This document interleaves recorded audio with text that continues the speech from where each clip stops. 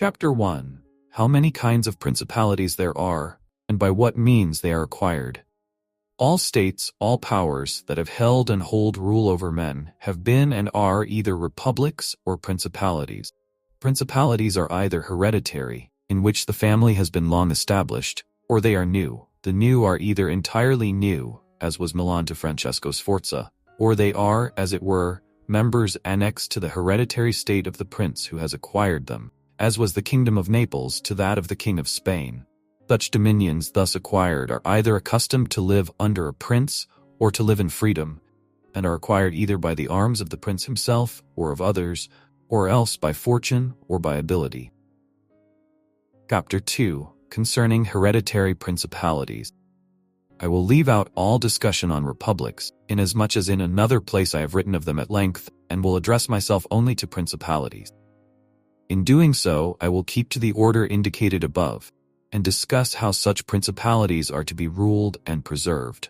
I say at once there are fewer difficulties in holding hereditary states, and those long accustomed to the family of their prince, than new ones.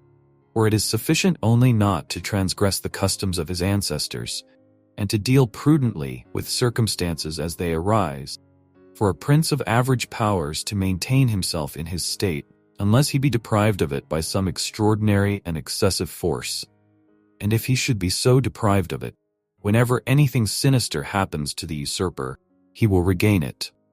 We have in Italy, for example, the Duke of Ferrara, who could not have withstood the attacks of the Venetians in 84, nor those of Pope Julius in 10, unless he had been long established in his dominions.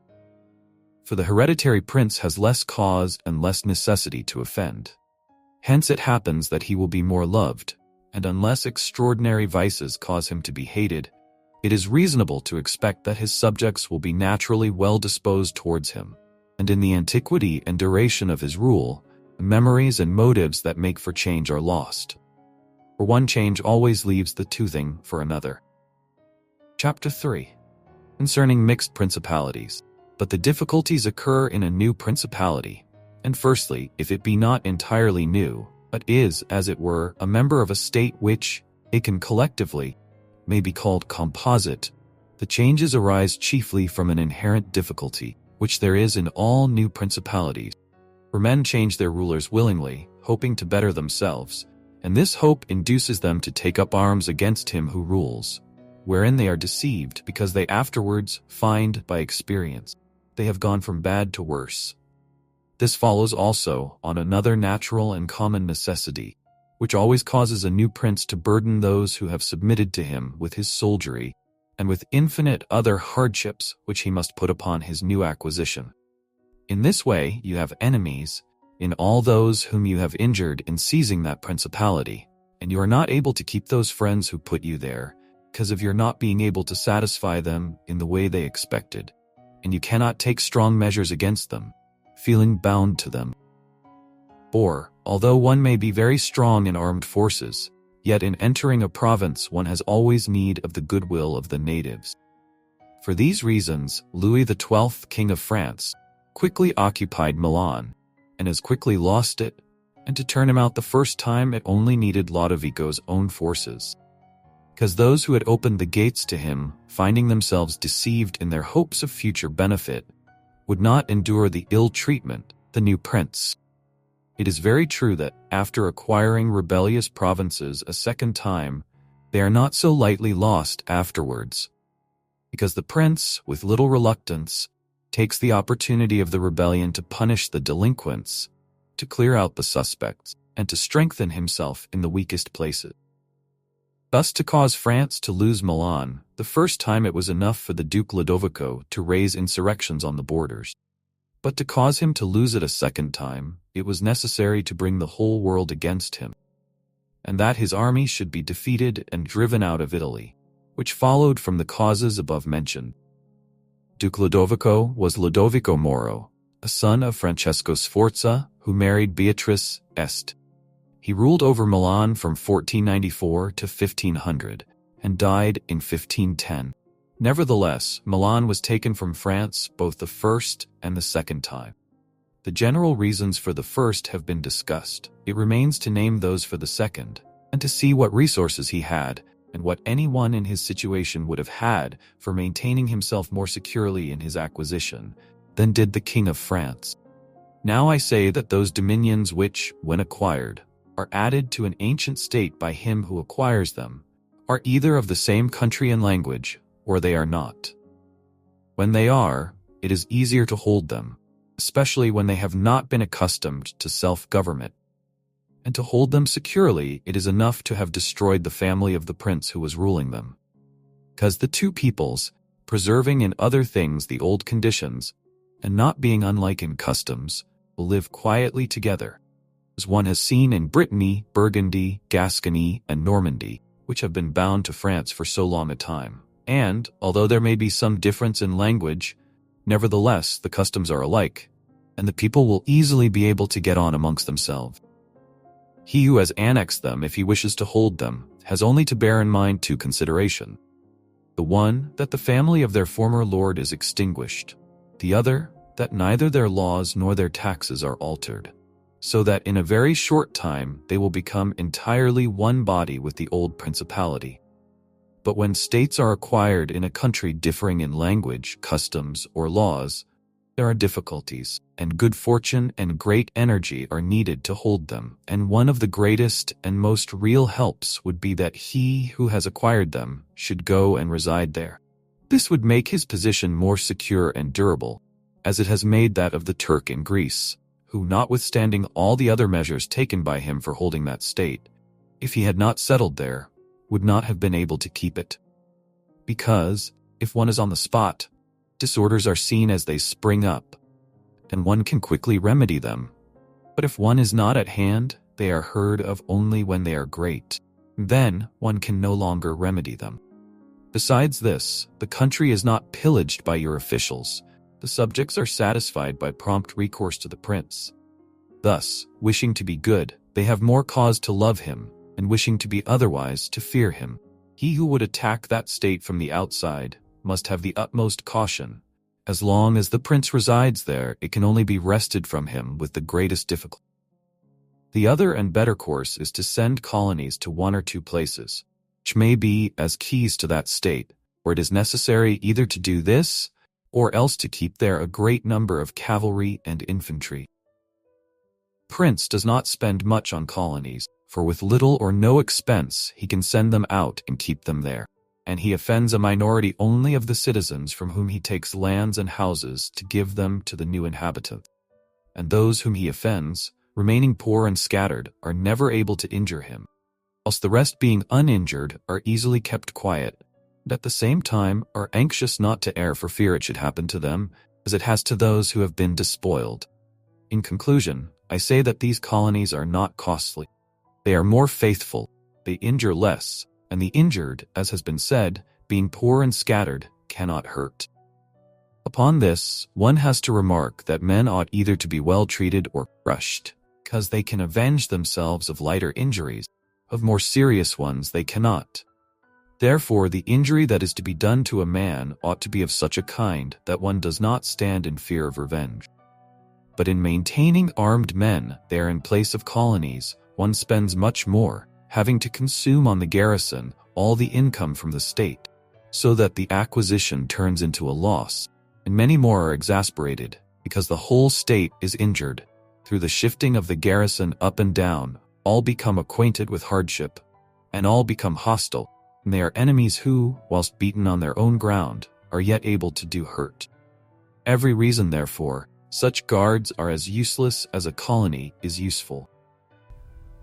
The Romans, in the countries which they annexed, observed closely these measures. They sent colonies and maintained friendly relations with the minor powers, without increasing their strength. They kept down the greater, and did not allow any strong foreign powers to gain authority. Greece appears to me sufficient for an example. The Achaeans and Aetolians were kept friendly by them. The kingdom of Macedonia was humbled. Antiochus was driven out. Yet the merits of the Achaeans and Aetolians never secured for them permission to increase their power. Nor did the persuasions of Philip ever induce the Romans to be his friends without first humbling him. Nor did the influence of Antiochus make them agree that he should retain any lordship over the country. because the Romans did in these instances what all prudent princes ought to do, who have to regard not only present troubles, but also future ones, for which they must prepare with every energy, because, when foreseen, it is easy to remedy them. But if you wait until they approach, the medicine is no longer in time because the malady has become incurable. For it happens in this, as the physicians say it happens in hectic fever, that in the beginning of the malady it is easy to cure, but difficult to detect. But in the course of time, not having been either detected or treated in the beginning, it becomes easy to detect, but difficult to cure.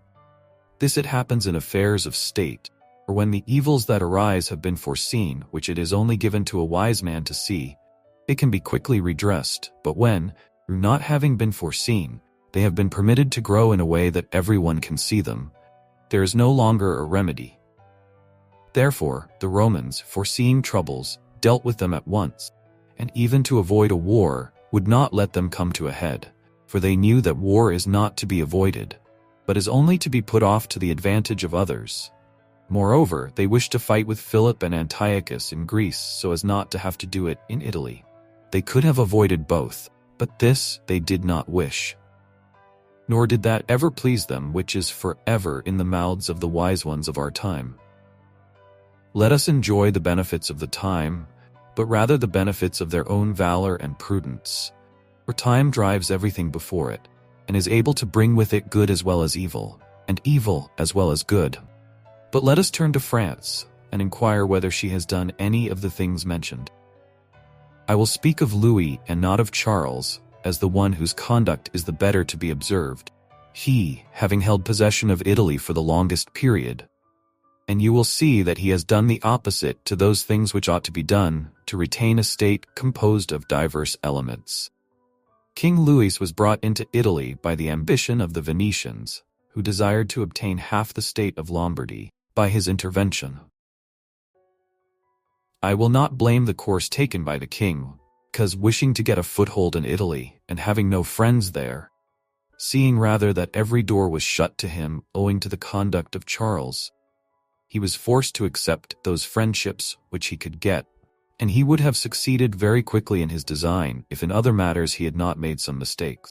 The king, however, having acquired Lombardy, regained at once the authority which Charles had lost. Genoa yielded. The Florentines became his friends. Marquess of Mantua, the Duke of Ferrara, the Bentivogli, my Lady of Forli, the Lords of Fenza, Pizarro of Rimini, of Camerino, of Piombino, the Lucchese, Pisans, the Sienese, everybody made advances to him to become his friend. Then could the Venetians realize the rashness of the course taken by them, which, in order that they might secure 2 towns in Lombardy, had made the king master of 2/3 of Italy. Let anyone now consider with that little difficulty the king could have maintained his position in Italy had he observed the rules above laid down, and kept all his friends secure and protected. For, although they were numerous, they were both weak and timid, some afraid of the church, some of the Venetians, and thus they would always have been forced to stand in with him. And by their means he could easily have made himself secure against those who remained powerful. But he was no sooner in Milan than he did the contrary by assisting Pope Alexander to occupy the Romagna. It never occurred to him that by this action he was weakening himself, depriving himself of friends and of those who had thrown themselves into his lap, whilst he aggrandized the church by adding much temporal power to the spiritual, thus giving it greater authority. And having committed this prime error, he was obliged to follow it up, so much so that, put an end to the ambition of Alexander, and to prevent his becoming the master of Tuscany, he was himself forced to come into Italy. And as if it were not enough to have aggrandized the church, and deprived himself of friends, he, wishing to have the kingdom of Naples, divides it with the king of Spain, and where he was the prime arbiter in Italy, he takes an associate, so that the ambitious of that country, and the malcontents of his own, should have somewhere to shelter. And whereas he could have left in the kingdom his own pensioner as king, he drove him out, to put one there who was able to drive him, Louis out in turn. The wish to acquire is in truth very natural and common, and men always do so when they can, and for this they will be praised not blamed. But when they cannot do so, yet wish to do so by any means, then there is folly and blame. Therefore, if France could have attacked Naples with her own forces, she ought to have done so. If she could not, then she ought not to have divided it, and if the partition which she made with the Venetians in Lombardy was justified by the excuse that by it she got a foothold in Italy, this other partition merited blame, for it had not the excuse of that necessity. Therefore Louis made these 5 errors. He destroyed the minor powers. He increased the strength of one of the greater powers in Italy. He brought in a foreign power. He did not settle in the country. He did not send colonies. Which errors, had he lived, were not enough to injure him, had he not made a 6th by taking away their dominions from the Venetians. Because, had he not aggrandized the church, nor brought Spain into Italy, it would have been very reasonable and necessary to humble them. But having first taken these steps, he ought never to have consented to their ruin. For they, being powerful, would always have kept off others from designs on Lombardy, to which the Venetians would never have consented, except to become masters themselves there. Also, because the others would not wish to take Lombardy from France in order to give it to the Venetians, and to run counter to both, they would not have had the courage. And if anyone should say, King Louis yielded the Romagna to Alexander and the kingdom to Spain to avoid war, I answer for the reasons given above, that a blunder ought never to be perpetrated to avoid war, because it is not to be avoided, but is only deferred to your disadvantage. And if another should allege the pledge which the king had given to the Pope, that he would assist him in the enterprise, in exchange for the dissolution of his marriage, and for the cap to Rouen, to that I reply what I shall write later on concerning the faith of princes, and how it ought to be kept. Thus King Louis lost Lombardy by not having followed any of the conditions observed by those who have taken possession of countries and wished to retain them. Nor is there any miracle in this, but much that is reasonable and quite natural. And on these matters I spoke at Nantes with Rouen, when Valentino, as Cesare Borgia, the son of Pope Alexander, was usually called, occupied the Romagna, and on Cardinal Rouen observing to me that the Italians did not understand war, I replied to him that the French did not understand statecraft, meaning that otherwise they would not have allowed the Church to reach such greatness. And in fact it has been seen that the greatness of the Church and of Spain in Italy has been caused by France, and her ruin may be attributed to them. From this a general rule is drawn which never or rarely fails, that he who is the cause of another becoming powerful is ruined, because that predominancy has been brought about either by astuteness or else by force, and both are distrusted by him who has been raised to power. Chapter 4th. Why the kingdom of Darius, conquered by Alexander, did not rebel against the successors of Alexander at his death. Considering the difficulties which men have had to hold to a newly acquired state, some might wonder how, seeing that Alexander the Great became the master of Asia in a few years, and died whilst it was scarcely settled, whence it might appear reasonable that the whole empire would have rebelled. Nevertheless his successors maintained themselves, and had to meet no other difficulty than that which arose among themselves from their own ambitions. I answer that the principalities of which one has record are found to be governed in 2 different ways, either by a prince with a body of servants, who assist him to govern the kingdom as ministers by his favor and permission, or by a prince and barons, who hold that dignity by antiquity of blood and not by the grace of the prince. Such barons have states and their own subjects, who recognize them as lords and hold them in natural affection. Those states that are governed by a prince and his servants hold their prince in more consideration, because in all the country there is no one who is recognized as superior to him, and if they yield obedience to another, they do it as to a minister and official, and they do not bear him any particular affection. The examples of these 2 governments in our time are the Turk and the King of France. The entire monarchy of the Turk is governed by one lord, the others are his servants, and dividing his kingdom into sanjaks, he sends their different administrators, and shifts and changes them as he chooses. But the King of France is placed in the midst of an ancient body of lords, acknowledged by their own subjects and beloved by them, They have their own prerogatives, nor can the king take these away, except at his peril.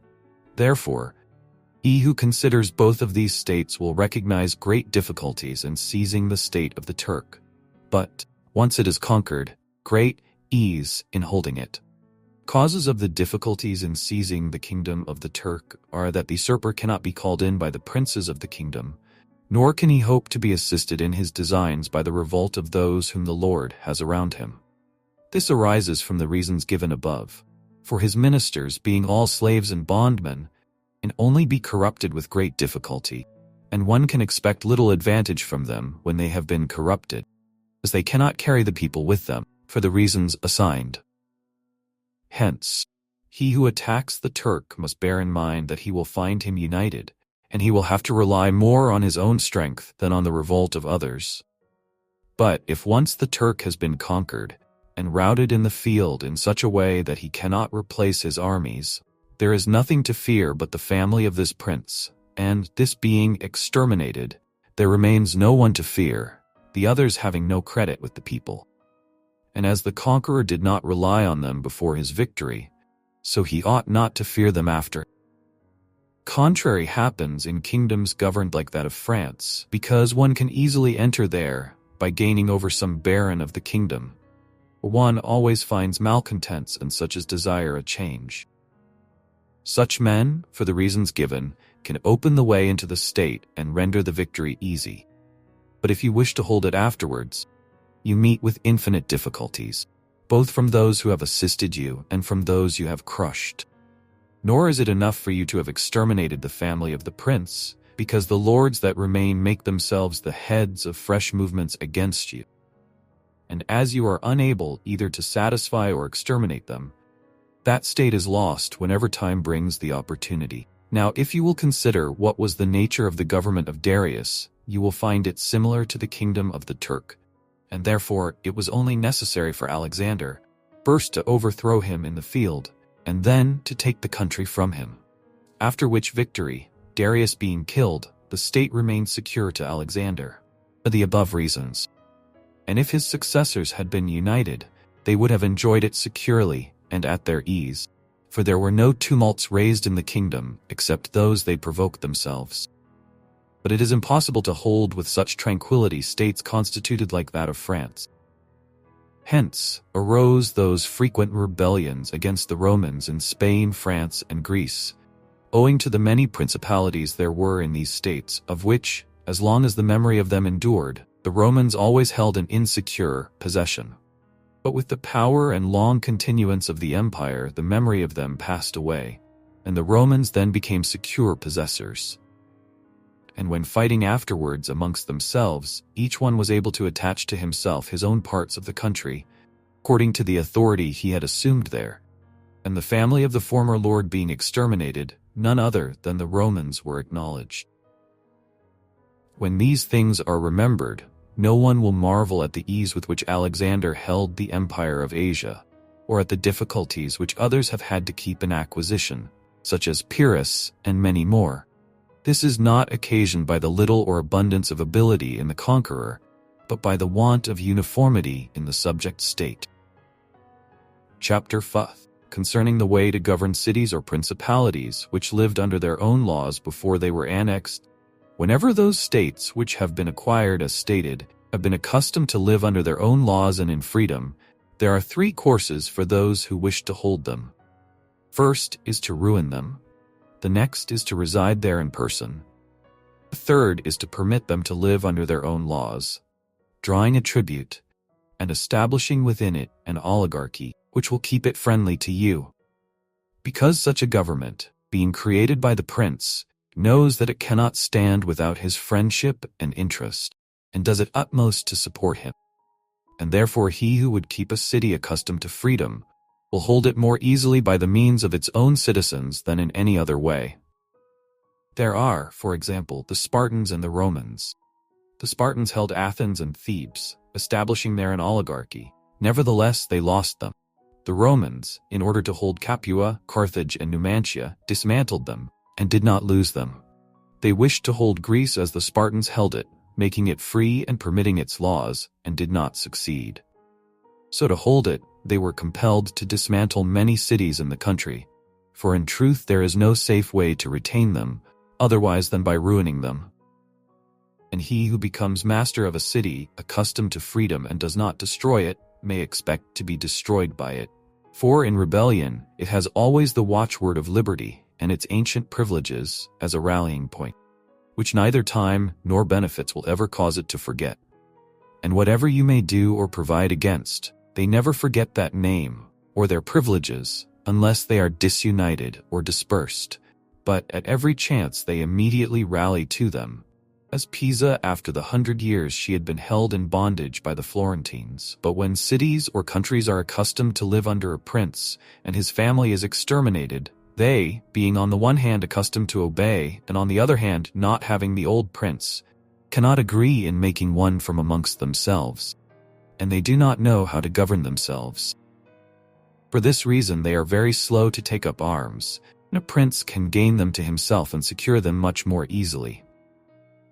But in republics there is more vitality, greater hatred, and more desire for vengeance, which will never permit them to allow the memory of their former liberty to rest, so that the safest way is to destroy them or to reside there. Chapter 6. Concerning new principalities, which are acquired by one's own arms and ability, let no one be surprised if, in speaking of entirely new principalities as I shall do, I adduce the highest examples both of prince and of state, because men, walking almost always in paths beaten by others, and following by imitation their deeds, are yet unable to keep entirely to the ways of others or attain to the power of those they imitate. A wise man ought always to follow the paths beaten by great men, and to imitate those who have been supreme, so that if his ability does not equal theirs, at least it will savor of it. Let him act like the clever archers who, designing to hit the mark, which yet appears too far distant, and knowing the limits to which the strength of their bow attains, take aim much higher than the mark, not to reach by their strength or arrow to so great a height, but to be able with the aid of so high an aim to hit the mark they wish to reach. I say therefore that in entirely new principalities, where there is a new prince, more or less difficulty is found in keeping them, accordingly as there is more or less ability in him who has acquired the state. Now, as the fact of becoming a prince from a private station presupposes either ability or fortune, it is clear that one or other of these things will mitigate in some degree many difficulties. Nevertheless, he who has relied least on fortune is established the strongest. Further, it facilitates matters when the prince, having no other state, is compelled to reside there in person. But to come to those who, by their own ability, and not through fortune, have risen to be princes, I say that Moses, Cyrus, Romulus, Theseus, and such like, are the most excellent example. And although one may not discuss Moses, he having been a mere executor of the will of God, yet he ought to be admired if only for that favor which made him worthy to speak with God. But in considering Cyrus and others who have acquired or founded kingdoms, all will be found admirable, and if their particular deeds and conduct shall be considered, they will not be found inferior to those of Moses, although he had so great a preceptor. And in examining their actions and lives, one cannot see that they owed anything to fortune beyond opportunity, which brought them the material to mold into the form which seemed best to them. Without that opportunity, their powers of mind would have been extinguished, and without those powers, the opportunity would have come in vain. It was necessary, therefore, to Moses that he should find the people of Israel in Egypt enslaved and oppressed by the Egyptians, in order that they should be disposed to follow him so as to be delivered out of bondage. It was necessary that Romulus should not remain in Alba, and that he should be abandoned at his birth, in order that he should become king of Rome and founder of the fatherland. It was necessary that Cyrus should find the Persians discontented with the government of the Medes, and the Medes soft and effeminate through their long peace. Theseus could not have shown his ability had he not found the Athenians dispersed. These opportunities, therefore, made those men fortunate, and their high ability enabled them to recognize the opportunity whereby their country was ennobled and made famous. Those who by valorous ways become princes, like these men, acquire a principality with difficulty. they keep it with ease. The difficulties they have in acquiring it rise in part from the new rules and methods which they are forced to introduce to establish their government and its security. And it ought to be remembered that there is nothing more difficult to take in hand, more perilous to conduct, or more uncertain in its success, than to take the lead in the introduction of a new order of things. Because the innovator has for enemies all those who have done well under the old conditions, and lukewarm defenders in those who may do well under the new. This coolness arises partly from fear of the opponents, who have the laws on their side, and partly from the incredulity of men, who do not readily believe in new things until they have had a long experience of them. Thus it happens that whenever those who are hostile have the opportunity to attack, they do it like partisans, whilst the others defend lukewarmly, in such wise that the prince is endangered along with them. It is necessary, therefore, if we desire to discuss this matter thoroughly, to inquire whether these innovators can rely on themselves or have to depend on others. That is to say, whether, to consummate their enterprise, have they to use prayers or can they use force. In the first instance, they always succeed badly and never compass anything. But when they can rely on themselves and use force, then they are rarely endangered. Hence it is that all armed prophets have conquered, and the unarmed ones have been destroyed. Besides the reasons mentioned, the nature of the people is variable, and whilst it is easy to persuade them, it is difficult to fix them in that persuasion. And thus it is necessary to take such measures that, when they believe no longer, it may be possible to make them believe by force. If Moses, Cyrus, Theseus, and Romulus had been unarmed, they could not have enforced their constitutions for long, as happened in our time to Fra Girolamo Savonarola, who was ruined with his new order of things. Immediately the multitude believed in him no longer, and he had no means of keeping steadfast those who believed or of making the unbelievers to believe. Therefore, such as these have great difficulties in consummating their enterprise, for all their dangers are in the ascent. Yet, with ability they will overcome them. But when these are overcome, and those who envied them their success are exterminated, they will begin to be respected, and they will continue afterwards powerful, secure, honored, and happy. To these great examples I wish to add a lesser one. Still it bears some resemblance to them, and I wish it to suffice me for all of a like kind. It is Hiero the Syracusan. This man rose from a private station to be Prince of Syracuse, nor did he either owe anything to fortune but opportunity. For the Syracusans, being oppressed, chose him for their captain. Afterwards, he was rewarded by being made their prince. He was of so great ability, even as a private citizen, that one who writes of him says he wanted nothing but a kingdom to be a king. This man abolished the old soldiery, organized the new, gave up old alliances, made new ones, and as he had his own soldiers and allies, on such foundations he was able to build any edifice. Thus, whilst he had endured much trouble in acquiring, he had but little keeping. Chapter 7. Concerning new principalities, which are acquired either by the arms of others or by good fortune. Those who solely by good fortune become princes from being private citizens have little trouble in rising, but much in keeping atop. They have not any difficulties on the way up, because they fly. They have many when they reach the summit. Such are those to whom some state is given either for money or by the favor of him who bestows it, as happened to many in Greece, in the cities of Ionia and of the Hellespont, where princes were made by Darius, in order that they might hold the cities both for his security and his glory, as also were those emperors who, by the corruption of the soldiers, from being citizens, came to empire. Such stand simply elevated upon the goodwill and the fortune of him who has elevated them. Two most inconstant and unstable things. Neither have they the knowledge requisite for the position, because, unless they are men of great worth and ability, it is not reasonable to expect that they should know how to command, having always lived in a private condition. Besides, they cannot hold it because they have not forces which they can keep friendly and faithful. States that rise unexpectedly, then, like all other things in nature, which are born and grow rapidly, cannot leave their foundations and correspondency fixed in such a way that the first storm will not overthrow them.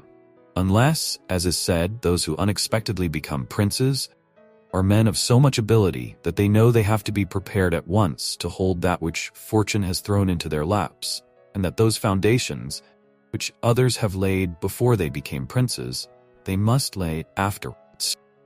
Le radici e corrispondenza, their roots, i.e. foundations, in correspondencies or relations with other states, common meaning of correspondence and correspondency in the 16th and 17th centuries. Concerning these two methods of rising to be a prince by ability or fortune, I wish to adduce two examples within our own recollection, and these are Francesco Sforza and Cesare Borgia. Francesco, by proper means and with great ability, from being a private person, rose to be Duke of Milan, and that which he had acquired with 1,000 anxieties, kept with little trouble. On the other hand, Cesare Borgia, called by the people Duke Valentino, acquired his state during the ascendancy of his father, and on its decline he lost it, notwithstanding that he had taken every measure and done all that ought to be done by a wise and able man, fix firmly his roots in the states which the arms and fortunes of others had bestowed on him. Because, as is stated above, he who has not first laid his foundations may be able with great ability to lay them afterwards, but they will be laid with trouble to the architect, and danger to the building. If, therefore, all the steps taken by the Duke be considered, it will be seen that he laid solid foundations for his future power, and I do not consider it superfluous to discuss them, because I do not know what better precepts to give a new prince than the example of his actions. And if his dispositions were of no avail, that was not his fault, but the extraordinary and extreme malignity of fortune.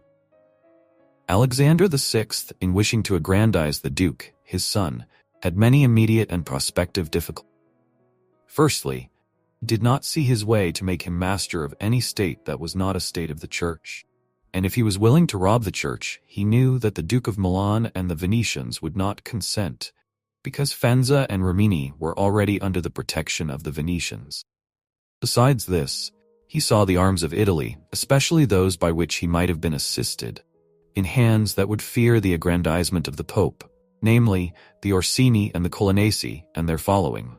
It behoved him, therefore, to upset this state of affairs and embroil the powers so as to make himself securely master of part of their states. This was easy for him to do, because he found the Venetians, moved by other reasons, inclined to bring back the French into Italy. He would not only not oppose this, but he would render it more easy by dissolving the former marriage of King Louis.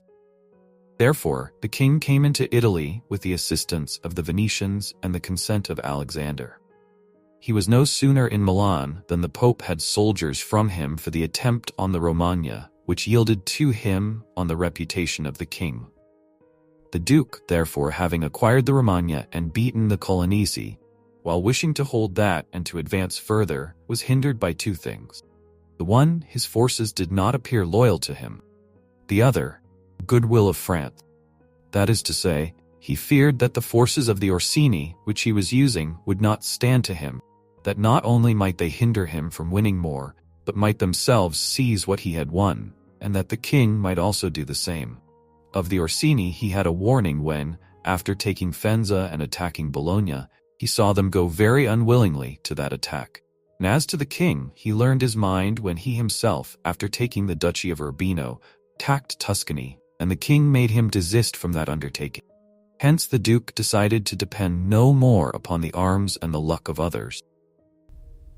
For the first thing, he weakened the Orsini and Colonnesi parties in Rome, by gaining to himself all their adherents who were gentlemen, making them his gentlemen, giving them good pay, according to their rank, honoring them with office and command in such a way that in a few months all attachment to the factions was destroyed and turned entirely to the Duke. After this he awaited an opportunity to crush the Orsini, having scattered the adherents of the Colonna house.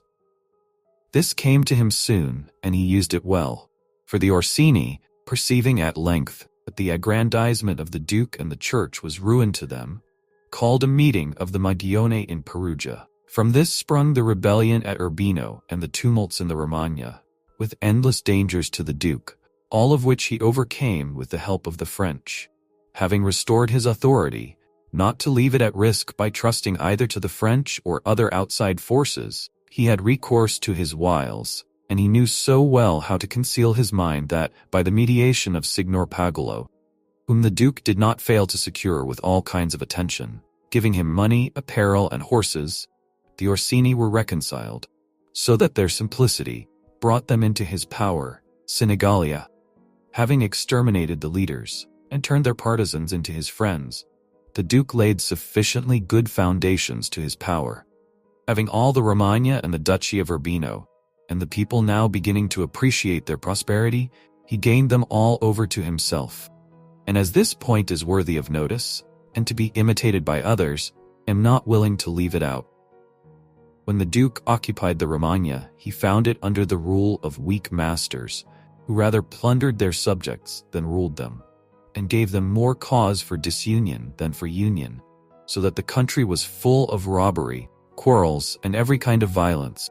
And so, wishing to bring back peace and obedience to authority, he considered it necessary to give it a good governor. Thereupon he promoted Messer Ramiro d'Orco, swift and cruel man, to whom he gave the fullest power. This man in a short time restored peace and unity with the greatest success. Afterwards, the Duke considered that it was not advisable to confer such excessive authority, for he had no doubt but that he would become odious. So he set up a court of judgment in the country, under a most excellent president, wherein all cities had their advocate. And because he knew that the past severity had caused some hatred against himself, so, clear himself in the minds of the people, and gain them entirely to himself, he desired to show that, if any cruelty had been practiced, it had not originated with him, but in the natural sternness of the minister. Under this pretense he took Ramiro, and one morning caused him to be executed, and left on the piazza at Cesena with the block and a bloody knife at his side. The barbarity of this spectacle caused the people to be at once satisfied and dismayed. Ramiro de Lorca. But let us return whence we started. I say that the Duke, finding himself now sufficiently powerful, and partly secured from immediate dangers by having armed himself in his own way, and having in a great measure crushed those forces in his vicinity that could injure him if he wished to proceed with his conquest, had next to consider France, for he knew that the king, who too late was aware of his mistake, would not support him.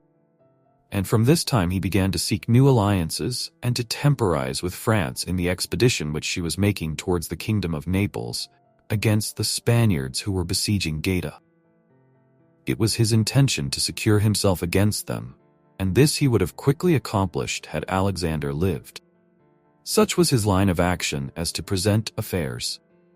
But as to the future, he had to fear, in the first place, that a new successor to the church might not be friendly to him, might seek to take from him that which Alexander had given him. So he decided to act in 4 ways. Firstly, by exterminating the families of those lords whom he had despoiled, so as to take away that pretext from the Pope. Secondly, by winning to himself all the gentlemen of Rome, so as to be able to curb the Pope with their aid, has been observed. Thirdly, by converting the college more to himself. Fourthly, by acquiring so much power before the Pope should die, that he could by his own measures resist the first shock.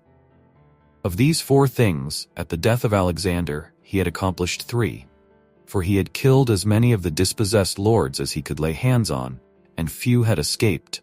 He had won over the Roman gentlemen, and he had the most numerous party in the college. And as to any fresh acquisition, he intended to become master of Tuscany, for he already possessed Perugia and Piombino, and Pisa was under his protection. And as he had no longer to study France, for the French were already driven out of the kingdom of Naples by the Spaniards, and in this way both were compelled to buy his goodwill, pounced down upon Pisa. After this, Lucca and Siena yielded at once, partly through hatred and partly through fear of the Florentine.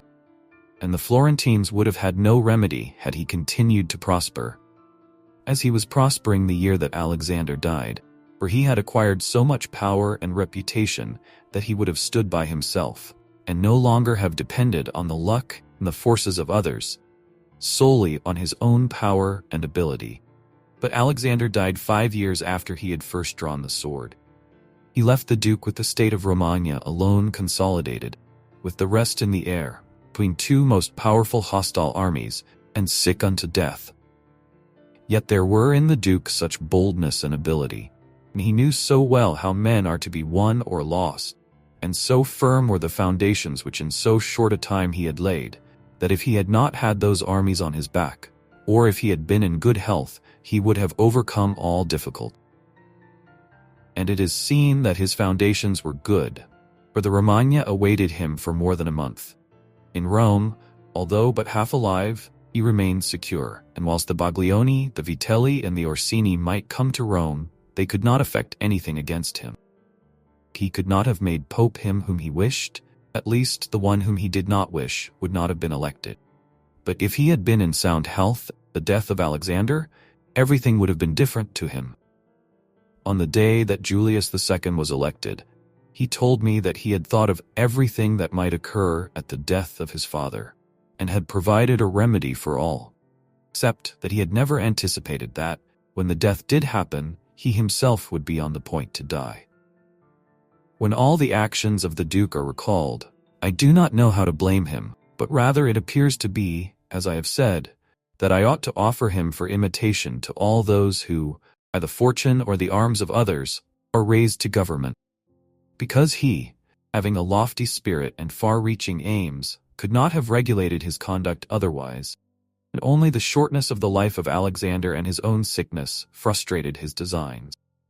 Therefore, he who considers it necessary to secure himself in his new principality, win friends to overcome either by force or fraud, make himself beloved and feared by the people, be followed and revered by the soldiers, to exterminate those who have power or reason to hurt him, to change the old order of things for new, be severe and gracious, magnanimous and liberal, to destroy a disloyal soldiery and to create new, to maintain friendship with kings and princes in such a way that they must help him with zeal and offend with caution, cannot find a more lively example than the actions of this man.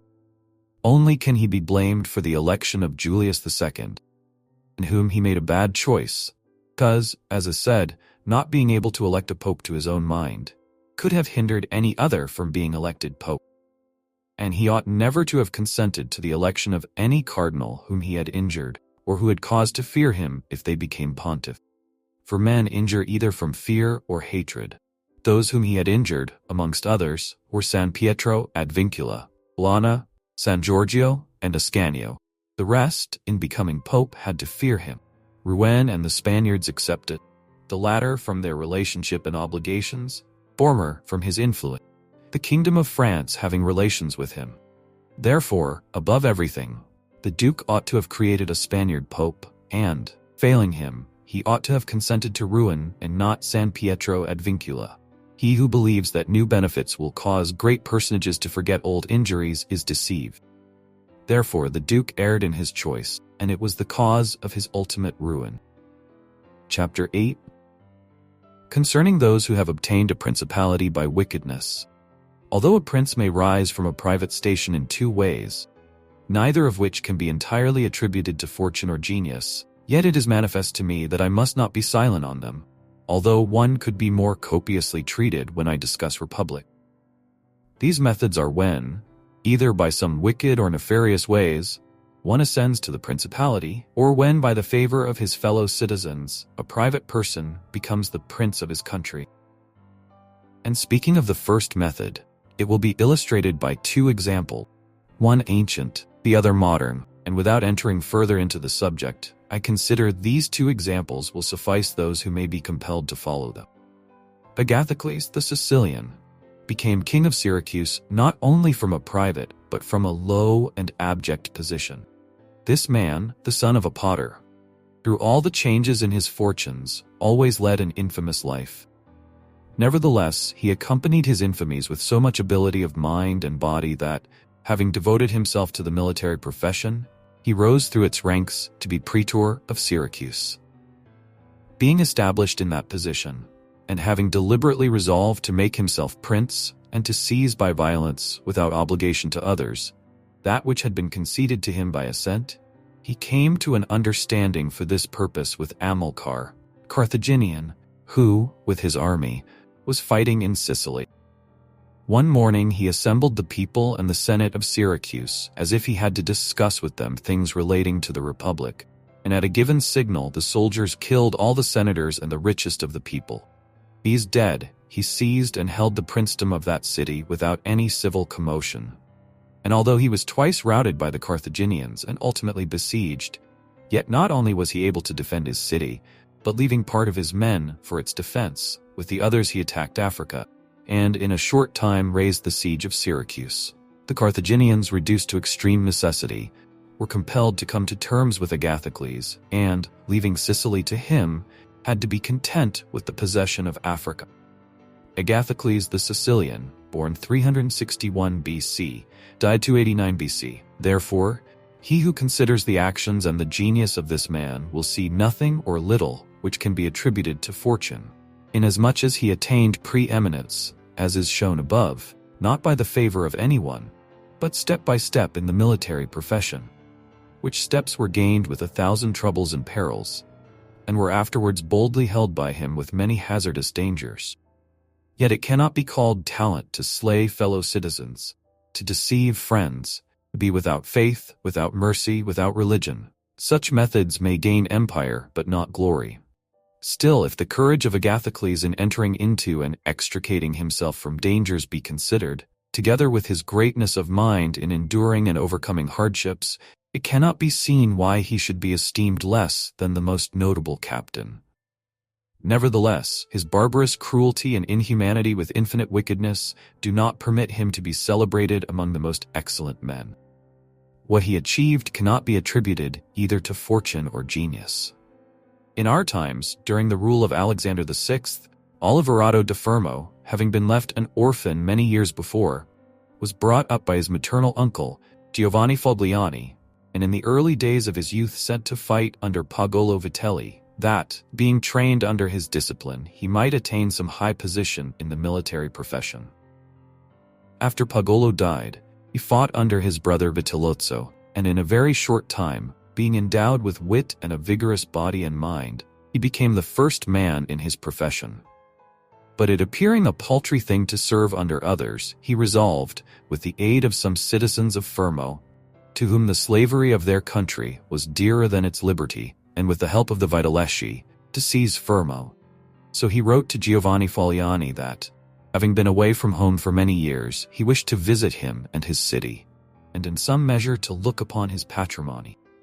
And although he had not labored to acquire anything except honor, yet, in order that the citizens should see he had not spent his time in vain, he desired to come honorably, so would be accompanied by 100 horsemen, his friends and retainers, and he entreated Giovanni to arrange that he should be received honorably by the Fermians, all of which would be not only to his honor, but also to that of Giovanni himself, who had brought him up. Giovanni, therefore, did not fail in any attentions due to his nephew, and he caused him to be honorably received by the Fermians, and he lodged him in his own house, where, having passed some days, and having arranged what was necessary for his wicked designs, Oliverato gave a solemn banquet, to which he invited Giovanni Fogliani and the chiefs of Fermo. When the viands and all the other entertainments that are usual in such banquets were finished, Oliverato artfully began certain grave discourses, speaking of the greatness of Pope Alexander and his son Cesare, and of their enterprises, which discourse Giovanni and others answered. But he rose at once, saying that such matters ought to be discussed in a more private place, and he betook himself to a chamber, whither Giovanni and the rest of the citizens went in after him. No sooner were they seated than soldiers issued from secret places and slaughtered Giovanni and the rest. After these murders, Oliverato, mounted on horseback, rode up and down the town and besieged the chief magistrate in the palace, so that in fear the people were forced to obey him and to form a government, of which he made himself prince.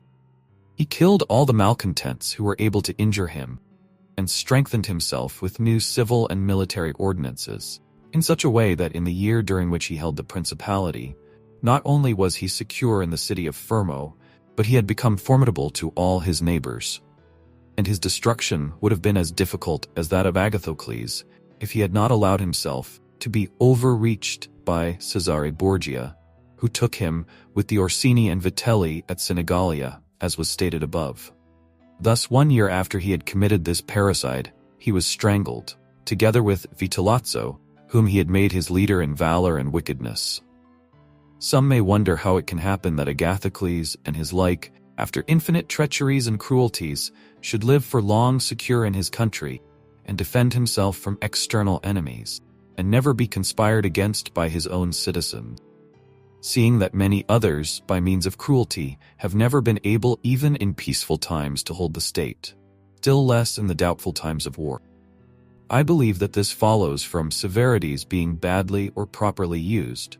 Those may be called properly used, if of evil it is possible to speak well, that are applied at one blow and are necessary to one's security, and that are not persisted in afterwards unless they can be turned to the advantage of the subject. The badly employed are those which, notwithstanding they may be few in the commencement, multiply with time rather than decrease. Those who practice the first system are able by aid of God or man to mitigate in some degree their rule, as Agathocles did. It is impossible for those who follow the other to maintain themselves. Hence it is to be remarked that, in seizing a state, the usurper ought to examine closely into all those injuries which it is necessary for him to inflict, and to do them all at one stroke, so as not to have to repeat them daily. And thus by not unsettling men, he will be able to reassure them, and win them to himself by benefit. He who does otherwise, either from timidity or evil advice, is always compelled to keep the knife in his hand. Neither can he rely on his subjects, nor can they attach themselves to him, owing to their continued and repeated wrong. For injuries ought to be done all at one time, so that, being tasted less, they offend less. Benefits ought to be given little by little, so that the flavor of them may last longer. And above all things, Prince ought to live amongst his people in such a way that no unexpected circumstances, whether of good or evil, shall make him change, because if the necessity for this comes in troubled times, you are too late for harsh measures, and mild ones will not help you, for they will be considered as forced from you, and no one will be under any obligation to you for them. Chapter 9. Concerning a civil principality.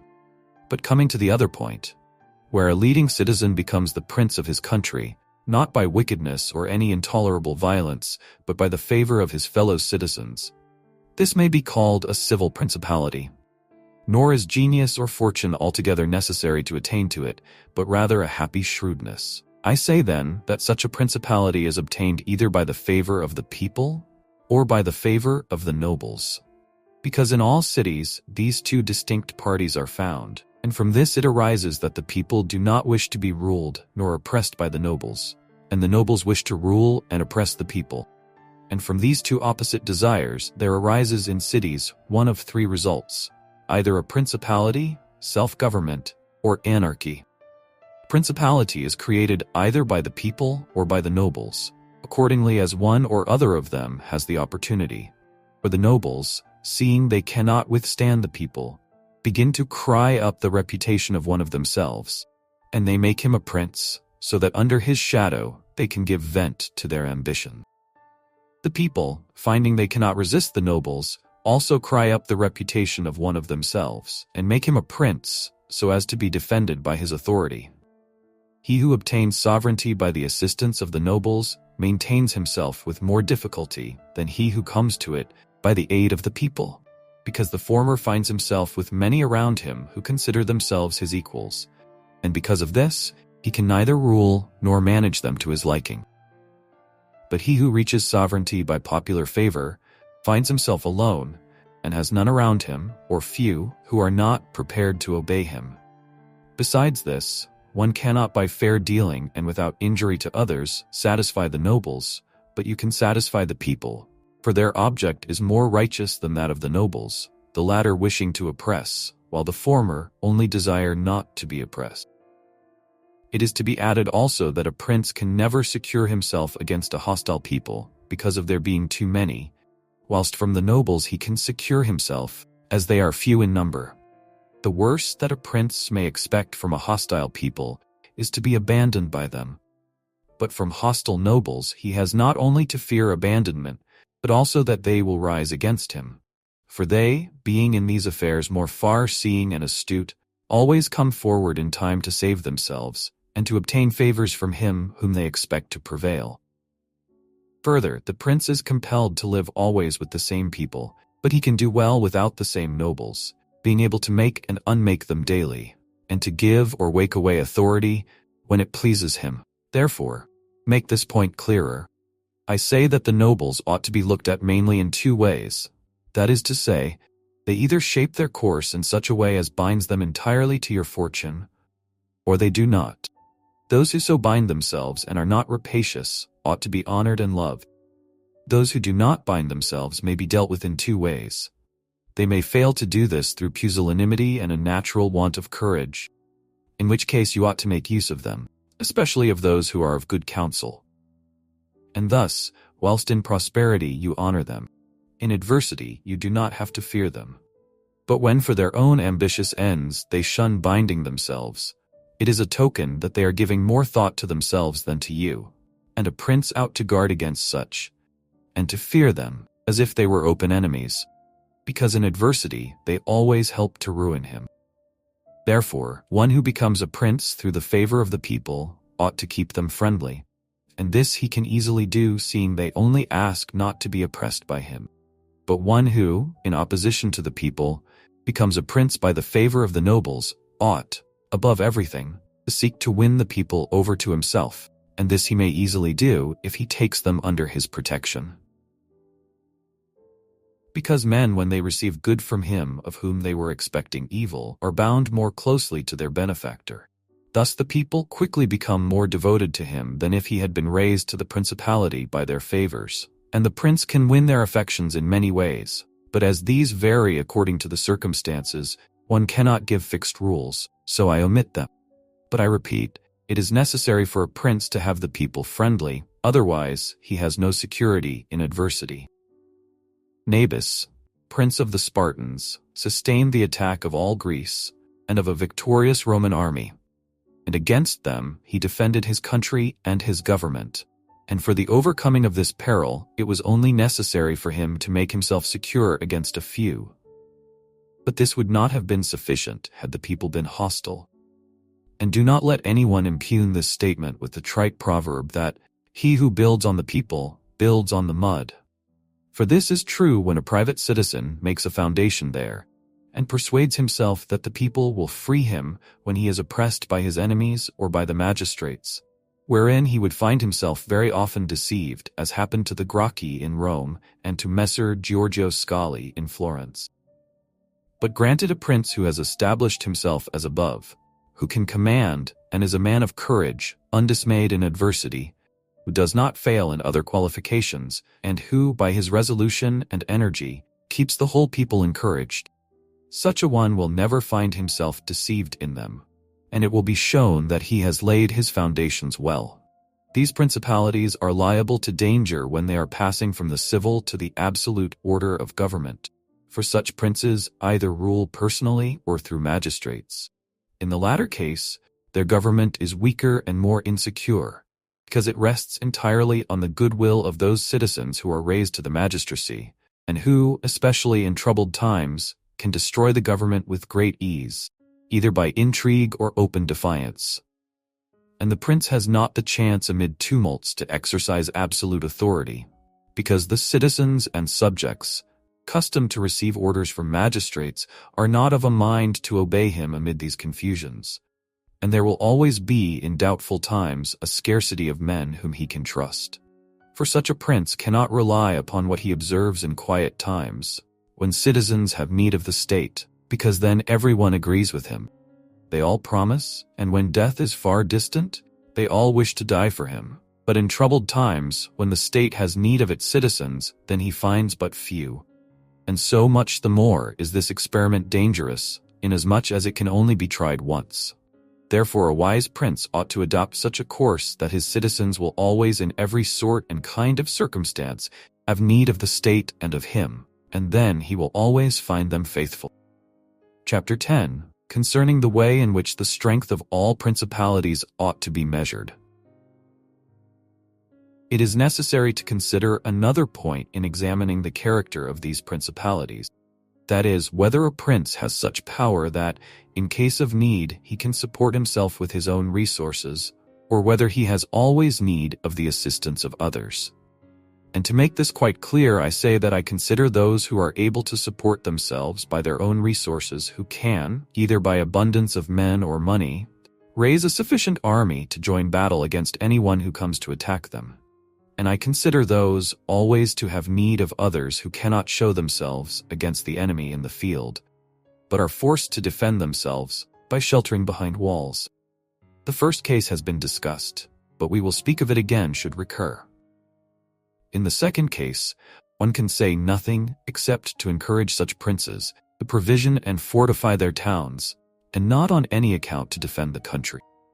And whoever shall fortify his town well, and shall have managed the other concerns of his subjects in the way stated above, and to be often repeated, will never be attacked without great caution, for men are always adverse to enterprises where difficulties can be seen, and it will be seen not to be an easy thing to attack one who has his town well fortified and is not hated by his people. The cities of Germany are absolutely free. They own but little country around them, and they yield obedience to the emperor when it suits them. Nor do they fear this or any other power they may have near them, because they are fortified in such a way that every one thinks the taking of them by assault would be tedious and difficult. Seeing they have proper ditches and walls, they have sufficient artillery, and they always keep in public depots enough for 1 year's eating, drinking, and firing.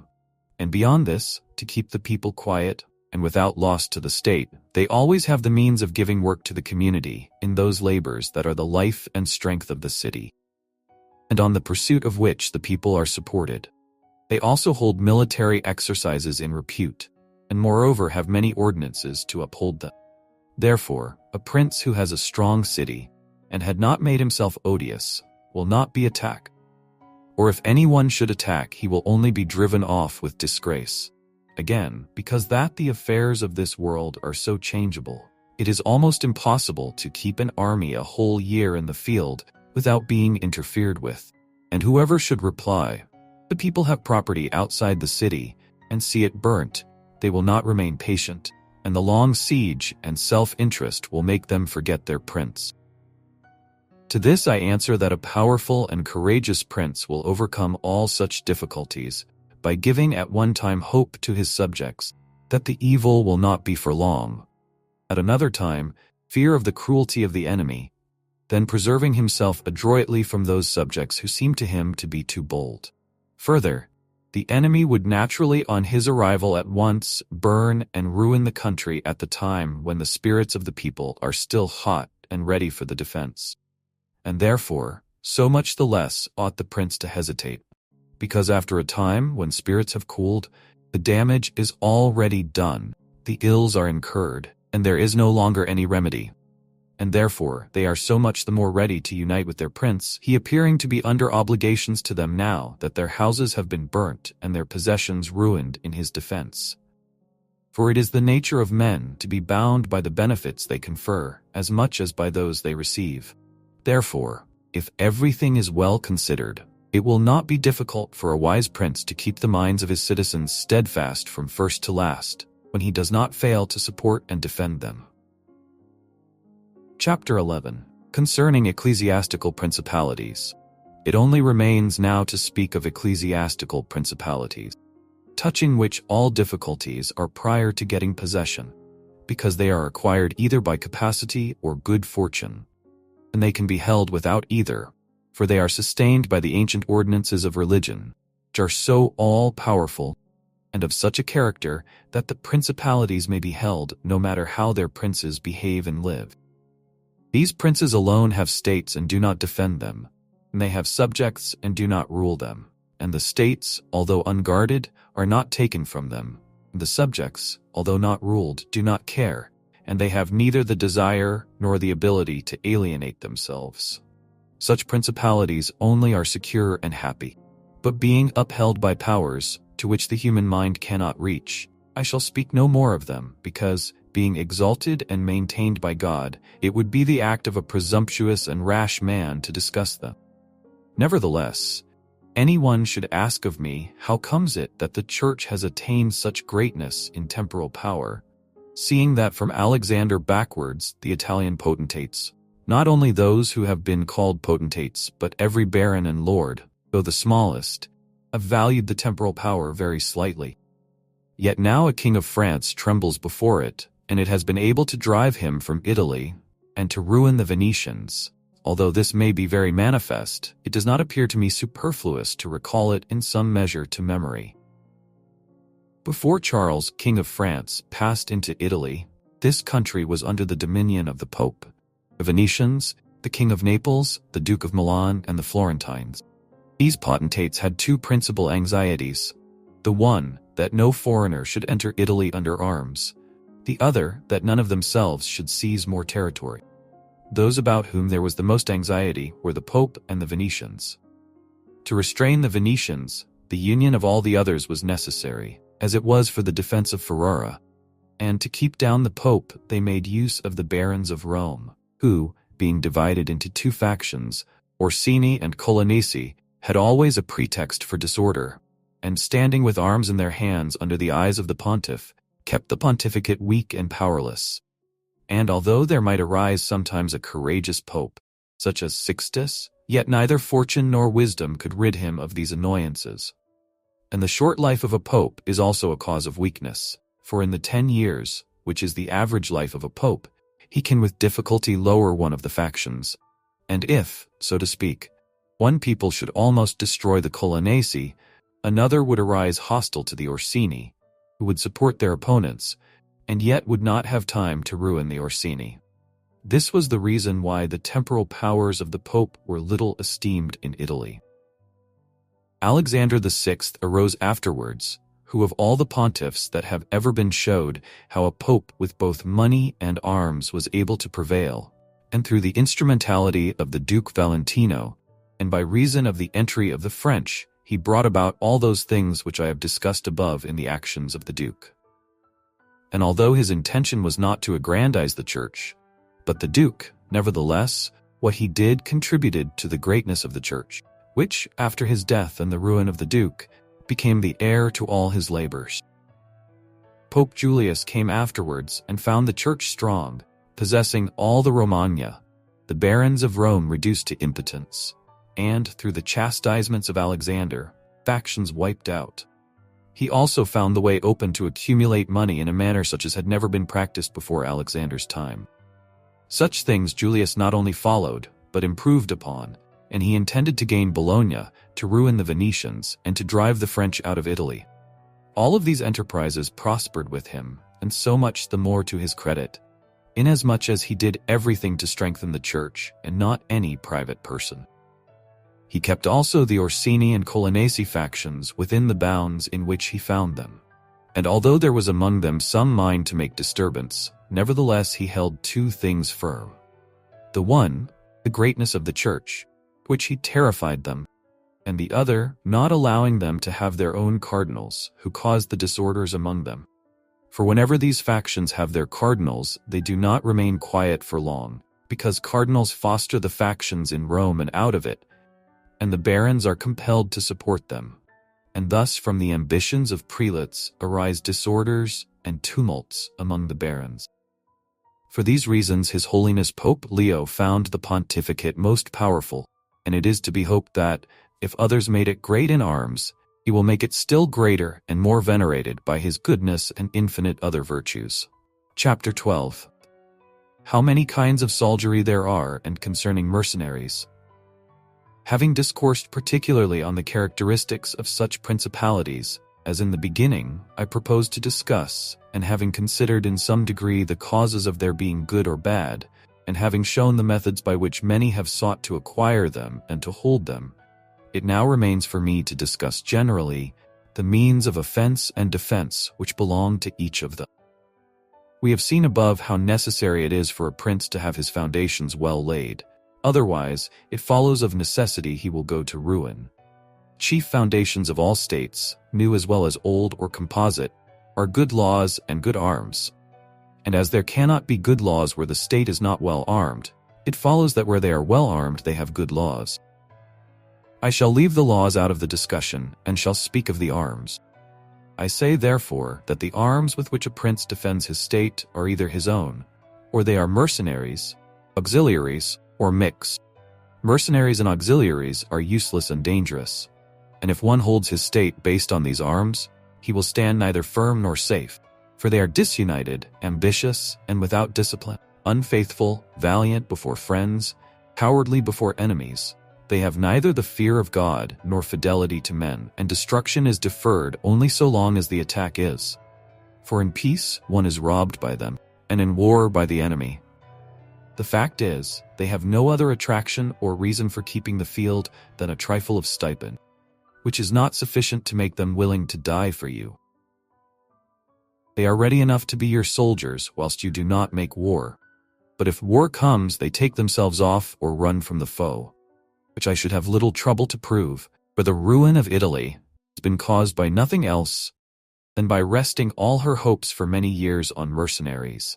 And although they formerly made some display and appeared valiant amongst themselves, yet when the foreigners came, they showed what they were. Thus it was that Charles, King of France, was allowed to seize Italy with chalk in hand. And he who told us that our sins were the cause of it told the truth. But they were not the sins he imagined, but those which I have related. And as they were the sins of princes, it is the princes who have also suffered the penalty. I wish to demonstrate further the infelicity of these arms. The mercenary captains are either capable men or they are not. If they are, you cannot trust them, because they always aspire to their own greatness, either by oppressing you, who are their master, or others contrary to your intention. But if the captain is not skillful, you are ruined in the usual way. And if it be urged that whoever is armed will act in the same way, whether mercenary or not, I reply that when arms have to be resorted to, either by a prince or a republic, then the prince ought to go in person and perform the duty of a captain.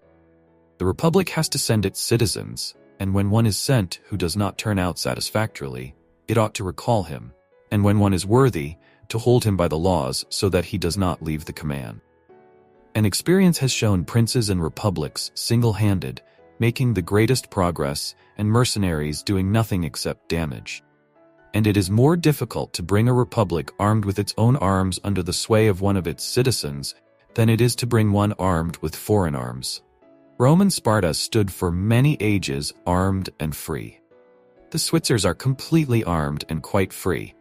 Of ancient mercenaries, for example, there are the Carthaginians, who were oppressed by their mercenary soldiers after the first war with the Romans, although the Carthaginians had their own citizens for captains. After the death of Epaminondas, Philip of Macedon was made captain of their soldiers by the Thebans, and after victory, he took away their liberty. Duke Filippo being dead, the Milanese enlisted Francesco Sforza against the Venetians, and he, having overcome the enemy at Caravaggio, allied himself with them to crush the Milanese, his masters. His father Sforza, having been engaged by Queen Johanna of Naples, left her unprotected, so that she was forced to throw herself into the arms of the King of Aragon in order to save her kingdom. And if the Venetians and Florentines formerly extended their dominions by these arms, and yet their captains did not make themselves princes, but have defended them, I reply that the Florentines in this case have been favored by chance. For of the able captains, of whom they might have stood in fear, some have not conquered, some have been opposed, and others have turned their ambitions elsewhere. One who did not conquer was Giovanni Acuto, and since he did not conquer, his fidelity cannot be proved. But everyone will acknowledge that, had he conquered, the Florentines would have stood at his discretion. Sforza had the Bracceschi always against him, so they watched each other. Francesco turned his ambition to Lombardy, Braccio against the Church and the Kingdom of Naples. But let us come to that which happened a short while ago. Florentines appointed as their captain Pagolo Vitelli, a most prudent man, who from a private position had risen to the greatest renown. If this man had taken Pisa, nobody can deny that it would have been proper for the Florentines to keep in with him. For if he became the soldier of their enemies, they had no means of resisting, and if they held to him, they must obey him. The Venetians, if their achievements are considered, will be seen to have acted safely, and gloriously so long as they sent to war their own men, when with armed gentlemen and plebeians they did valiantly. This was before they turned to enterprises on land, but when they began to fight on land, they forsook this virtue and followed the custom of Italy. And in the beginning of their expansion on land, through not having much territory, and because of their great reputation, they had not much to fear from their captains. But when they expanded, as under Carmignuola, they had a taste of this mistake. For, having found him a most valiant man, they beat the Duke of Milan under his leadership, and, on the other hand, knowing how lukewarm he was in the war, they feared they would no longer conquer under him. And for this reason, they were not willing, nor were they able to let him go.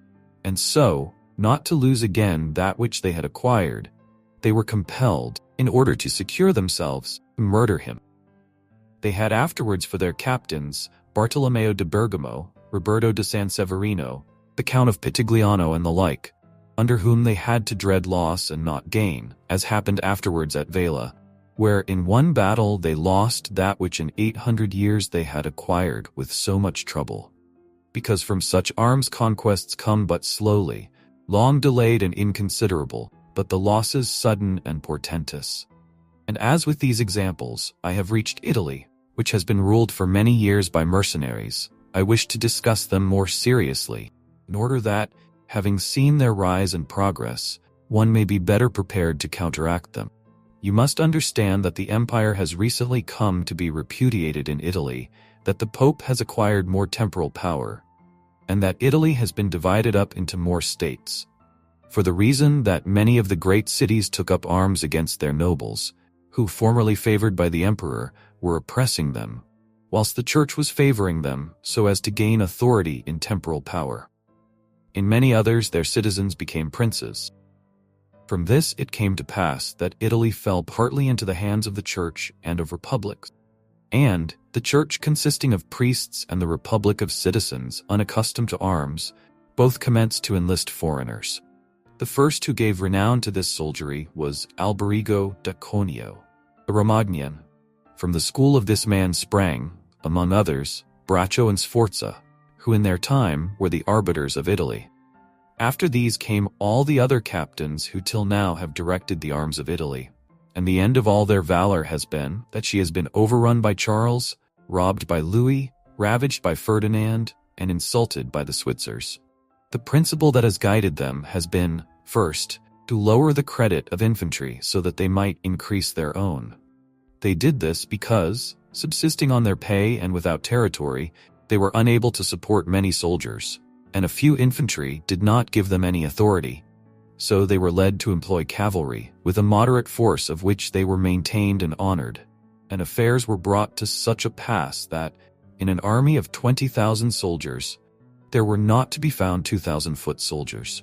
They had, besides this, used every art to lessen fatigue and danger to themselves and their soldiers, not killing in the fray, but taking prisoners and liberating without ransom. They did not attack towns at night, nor did the garrisons of the towns attack encampments at night. They did not surround the camp either with stockade or ditch, nor did they campaign in the winter. All these things were permitted by their military rules and devised by them to avoid, as I have said, both fatigue and dangers. Thus they have brought Italy to slavery and contempt. Chapter 13. Concerning auxiliaries, mixed soldiery, and one's own. Auxiliaries, which are the other useless arm, are employed when a prince is called in with his forces to aid and defend, as was done by Pope Julius in the most recent times. For he, having in the enterprise against Ferrara, had poor proof of his mercenaries, turned to auxiliaries, and stipulated with Ferdinand, King of Spain, for his assistance with men and arms. These arms may be useful and good in themselves, but for him who calls them in, they are always disadvantageous. For losing, one is undone, and winning, one is their captive. And although ancient histories may be full of examples, I do not wish to leave this recent one of Pope Julius II, the peril of which cannot fail to be perceived, for he, wishing to get Ferrara, threw himself entirely into the hands of the foreigner. But his good fortune brought about a third event, so that he did not reap the fruit of his rash choice, because, having his auxiliaries routed at Ravenna, and the Switzers having risen and driven out the conquerors, against all expectation, both his and others, it so came to pass that he did not become prisoner to his enemies, they having fled, nor to his auxiliaries, he having conquered by other arms than theirs. The Florentines, being entirely without arms, sent 10,000 Frenchmen to take Pisa, whereby they ran more danger than at any other time of their troubles. The Emperor of Constantinople, to oppose his neighbors, sent 10,000 Turks into Greece, who, on the war being finished, were not willing to quit. This was the beginning of the servitude of Greece to the infidels. Therefore, let him who has no desire to conquer make use of these arms, for they are much more hazardous than mercenaries, because with them the ruin is ready-made. They are all united, all yield obedience to others, but with mercenaries, when they have conquered, more time and better opportunities are needed to injure you. They are not all of one community. They are found and paid by you, and a third party, which you have made their head, is not able all at once to assume enough authority to injure you. In conclusion, in mercenaries, dastardy is most dangerous. In auxiliaries, valor. The wise prince, therefore, has always avoided these arms and turned to his own, and has been willing rather to lose with them than to conquer with the others, not deeming that a real victory which is gained with the arms of others. I shall never hesitate to cite Cesare Borgia and his actions. This duke entered the Romagna with auxiliaries, taking there only French soldiers, and with them he captured Imola and Forli. But afterwards, such forces not appearing to him reliable, he turned to mercenaries, discerning less danger in them, and enlisted the Orsini and Vitelli, whom presently, on handling and finding them doubtful, unfaithful, and dangerous, he destroyed and turned to his own men. And the difference between one and the other of these forces can easily be seen when one considers the difference there was in the reputation of the Duke, when he had the French, when he had the Orsini and Vitelli, and when he relied on his own soldiers, on whose fidelity he could always count and found it ever increasing. He was never esteemed more highly than when everyone saw that he was complete master of his own forces.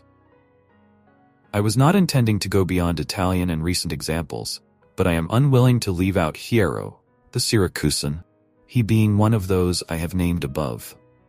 This man, as I have said, made head of the army by the Syracusans, soon found out that a mercenary soldiery, constituted like our Italian condottieri, was of no use, and it appearing to him that he could neither keep them nor let them go, he had them all cut to pieces, and afterwards made war with his own forces, and not with aliens.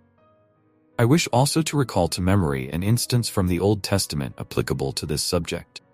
David offered himself to Saul to fight with Goliath, the Philistine champion, and, to give him courage, Saul armed him with his own weapons, which David rejected as soon as he had them on his back, saying he could make no use of them, and that he wished to meet the enemy with his sling and his knife. In conclusion, the arms of others either fall from your back, or they weigh you down, or they bind you fast. Charles VII, father of King Louis XI, having by good fortune and valor liberated France from the English, recognized the necessity of being armed with forces of his own, and he established in his kingdom ordinances concerning men at arms and infantry. Afterwards his son, King Louis, abolished the infantry and began to enlist the Switzers, which mistake, followed by others, is, as is now seen, a source of peril to that kingdom, because, having raised the reputation of the Switzers, he has entirely diminished the value of his own arms, for he has destroyed the infantry altogether, and his men at arms he has subordinated to others. For, being as they are so accustomed to fight along with Switzers, it does not appear that they can now conquer without them. Hence it arises that the French cannot stand against the Switzers, and without the Switzers they do not come off well against others. The armies of the French have thus become mixed, partly mercenary and partly national, both of which arms together are much better than mercenaries alone or auxiliaries alone, but much inferior to one's own forces. And this example proves it. For the kingdom of France would be unconquerable if the ordinance of Charles had been enlarged or maintained. But the scanty wisdom of man on entering into an affair which looks well at first cannot discern the poison that is hidden in it, as I have said above, of hectic fevers. Therefore, If he who rules a principality cannot recognize evils until they are upon him, he is not truly wise, and this insight is given to few. And if the first disaster to the Roman Empire should be examined, it will be found to have commenced only with the enlisting of the Goths. Because from that time the vigor of the Roman Empire began to decline, and all that valor which had raised it passed away to others. I conclude, therefore, that no principality is secure without having its own forces. On the contrary, it is entirely dependent on good fortune, not having the valor which in adversity would defend it.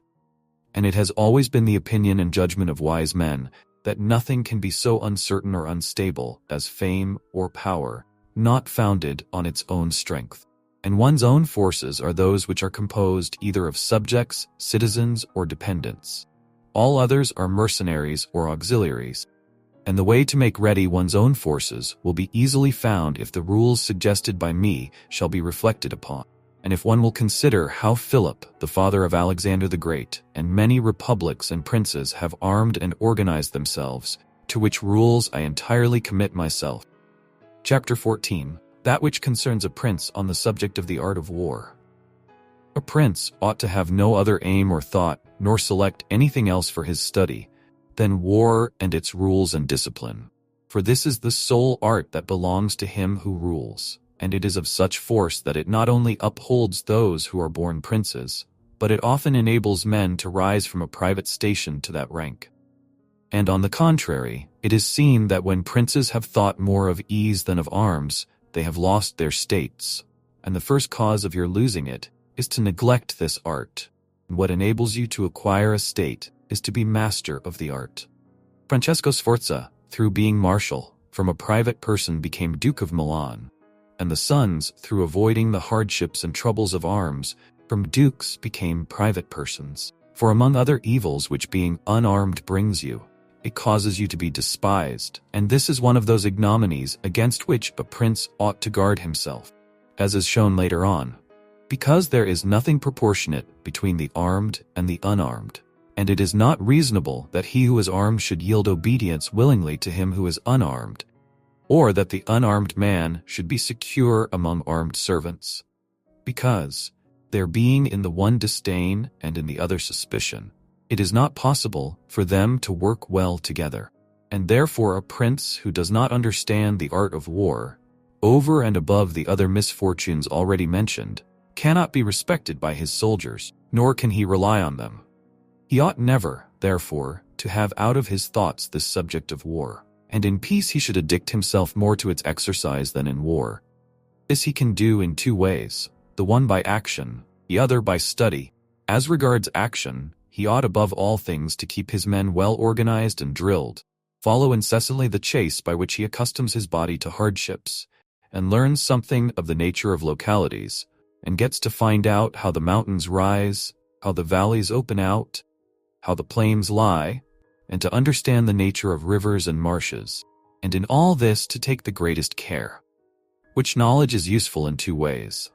Firstly, he learns to know his country and is better able to undertake its defense. Afterwards, by means of the knowledge and observation of that locality, he understands with ease any other which it may be necessary for him to study hereafter. Because the hills, valleys, and plains, and rivers and marshes that are, for instance in Tuscany, have a certain resemblance to those of other countries, so that with a knowledge of the aspect of one country, one can easily arrive at a knowledge of others. And the prince that lacks this skill lacks the essential, which it is desirable that a captain should possess, for it teaches him to surprise his enemy, to select quarters, to lead armies, to array the battle, to besiege towns to advantage. Philopoemen, prince of the Achaeans, among other praises which writers have bestowed on him, is commended because in time of peace he never had anything in his mind but the rules of war. And when he was in the country with friends, he often stopped and reasoned with them. If the enemy should be upon that hill, and we should find ourselves here with our army, with whom would be the advantage? How should one best advance to meet him, keeping the ranks? If we should wish to retreat, how ought we to pursue? And he would set forth to them as he went all the chances that could befall an army. He would listen to their opinion, and state his, confirming it with reasons, so that by these continual discussions there could never arise, in time of war, any unexpected circumstances that he could not deal with. But to exercise the intellect, the prince should read histories, and study there the actions of illustrious men, to see how they have borne themselves in war, to examine the causes of their victories and defeat, so as to avoid the latter and imitate the former, and above all, do as an illustrious man did, who took as an exemplar one who had been praised and famous before him, and whose achievements and deeds he always kept in his mind. As it is said, Alexander the Great imitated Achilles, Caesar Alexander, Scipio Cyrus, and whoever reads the life of Cyrus written by Xenophon will recognize afterwards in the life of Scipio how that imitation was his glory, and how in chastity, affability, humanity, and liberality, Scipio conformed to those things which have been written of Cyrus by Xenophon. A wise prince ought to observe some such rules, and never in peaceful times stand idle, but increase his resources with industry in such a way that they may be available to him in adversity, so that if fortune chances it may find him prepared to resist her blows. Chapter 15. Concerning things for which men, and especially princes, are praised or blamed. It remains now to see what ought to be the rules of conduct for a prince towards subject and friends. And as I know that many have written on this point, I expect I shall be considered presumptuous in mentioning it again, especially as in discussing it I shall depart from the methods of other people. But, it being my intention to write a thing which shall be useful to him who apprehends it, it appears to me more appropriate to follow up the real truth of the matter than the imagination of it. For many have pictured republics and principalities which in fact have never been known or seen, because how one lives is so far distant from how one ought to live, that he who neglects what is done for what ought to be done sooner effects his ruin than his preservation. For a man who wishes to act entirely up to his professions of virtue soon meets with what destroys him among so much that is evil. Hence it is necessary for a prince wishing to hold his own to know how to do wrong, and to make use of it or not according to necessity. Therefore, putting on one side imaginary things concerning a prince, and discussing those which are real, I say that all men when they are spoken of, and chiefly princes for being more highly placed, are remarkable for some of those qualities which bring them either blame or praise. And thus it is that one is reputed liberal, another miserly, using a Tuscan term, because an avaricious person in our language is still he who desires to possess by robbery, whilst we call one miserly who deprives himself too much of the use of his own. One is reputed generous, one rapacious, one cruel, one compassionate, one faithless, another faithful, one effeminate and cowardly, another bold and brave, one affable, another haughty, one lascivious, another chaste, one sincere, another cunning, one hard, another easy, one grave, another frivolous, one religious, another unbelieving, and the like. And I know that every one will confess that it would be most praiseworthy in a prince to exhibit all the above qualities that are considered good. But because they can neither be entirely possessed nor observed, for human conditions do not permit it, it is necessary for him to be sufficiently prudent that he may know how to avoid the reproach of those vices which would lose him his state, and also to keep himself, if it be possible, from those which would not lose him it. But this not being possible, he may with less hesitation abandon himself to them. And again, he need not make himself uneasy at incurring a reproach for those vices without which the state can only be saved with difficulty. For if everything is considered carefully, it will be found that something which looks like virtue, if followed, would be his ruin, while something else, which looks like vice, yet followed, brings him security and prosperity. Chapter 16. Concerning liberality and meanness. Commencing then with the first of the above-named characteristics, I say that it would be well to be reputed liberal. Nevertheless, liberality exercised in a way that does not bring you the reputation for it, injures you. For if one exercises it honestly and as it should be exercised, it may not become known and you will not avoid the reproach of its opposite. Therefore, anyone wishing to maintain among men the name of liberal is obliged to avoid no attribute of magnificence, so that a prince thus inclined will consume in such acts all his property, and will be compelled in the end, if he wish to maintain the name of liberal, to unduly weigh down his people, and tax them, and do everything he can to get money. This will soon make him odious to his subjects, and becoming poor he will be little valued by anyone. Thus, with his liberality, having offended many and rewarded few, he is affected by the very first trouble and imperiled by whatever may be the first danger. Recognizing this himself, and wishing to draw back from it, he runs at once into the reproach of being miserly. Therefore, a prince, not being able to exercise this virtue of liberality in such a way that it is recognized, except to his cost, if he is wise he ought not to fear the reputation of being mean.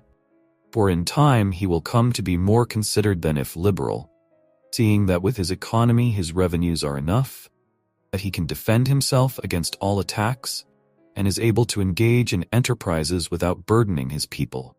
Thus it comes to pass that he exercises liberality towards all from whom he does not take, who are numberless, and meanness towards those to whom he does not give, who are few. We have not seen great things done in our time except by those who have been considered mean. The rest failed. Pope Julius II was assisted in reaching the papacy by a reputation for liberality, yet he did not strive afterwards to keep it up, when he made war on the King of France, and he made many wars without imposing any extraordinary tax on his subjects, for he supplied his additional expenses out of his long thriftiness. The present King of Spain would not have undertaken or conquered in so many enterprises if he had been reputed liberal.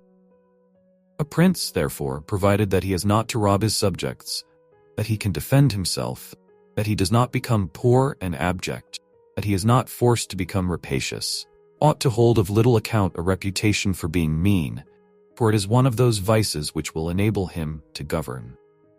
And if anyone should say Caesar obtained empire by liberality, and many others have reached the highest positions by having been liberal, and by being considered so, I answer, either you are a prince in fact, or in a way to become one. In the first case this liberality is dangerous, in the second it is very necessary to be considered liberal, and Caesar was one of those who wished to become preeminent in Rome. But if he had survived after becoming so, and had not moderated his expenses, he would have destroyed his government. And if anyone should reply, many have been princes, and have done great things with armies, who have been considered very liberal, I reply, either a prince spends that which is his own, or his subjects', or else that of others. In the first case he ought to be sparing, in the second he ought not to neglect any opportunity for liberality. And to the prince who goes forth with his army, supporting it by pillage, sack, and extortion, handling that which belongs to others, this liberality is necessary, otherwise he would not be followed by soldiers. And of that which is neither yours nor your subjects, you can be a ready giver, as were Cyrus, Caesar, and Alexander, because it does not take away your reputation if you squander that of others, but adds to it. It is only squandering your own that injures you. And there is nothing wastes so rapidly as liberality, for even whilst you exercise it you lose the power to do so, and so become either poor or despised, or else in avoiding poverty, rapacious and hated.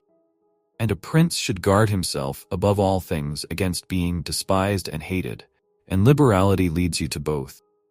Therefore it is wiser to have a reputation for meanness which brings reproach without hatred, than to be compelled through seeking a reputation for liberality to incur a name for rapacity which begets reproach with hatred. Chapter 17. Concerning cruelty and clemency, and whether it is better to be loved than feared.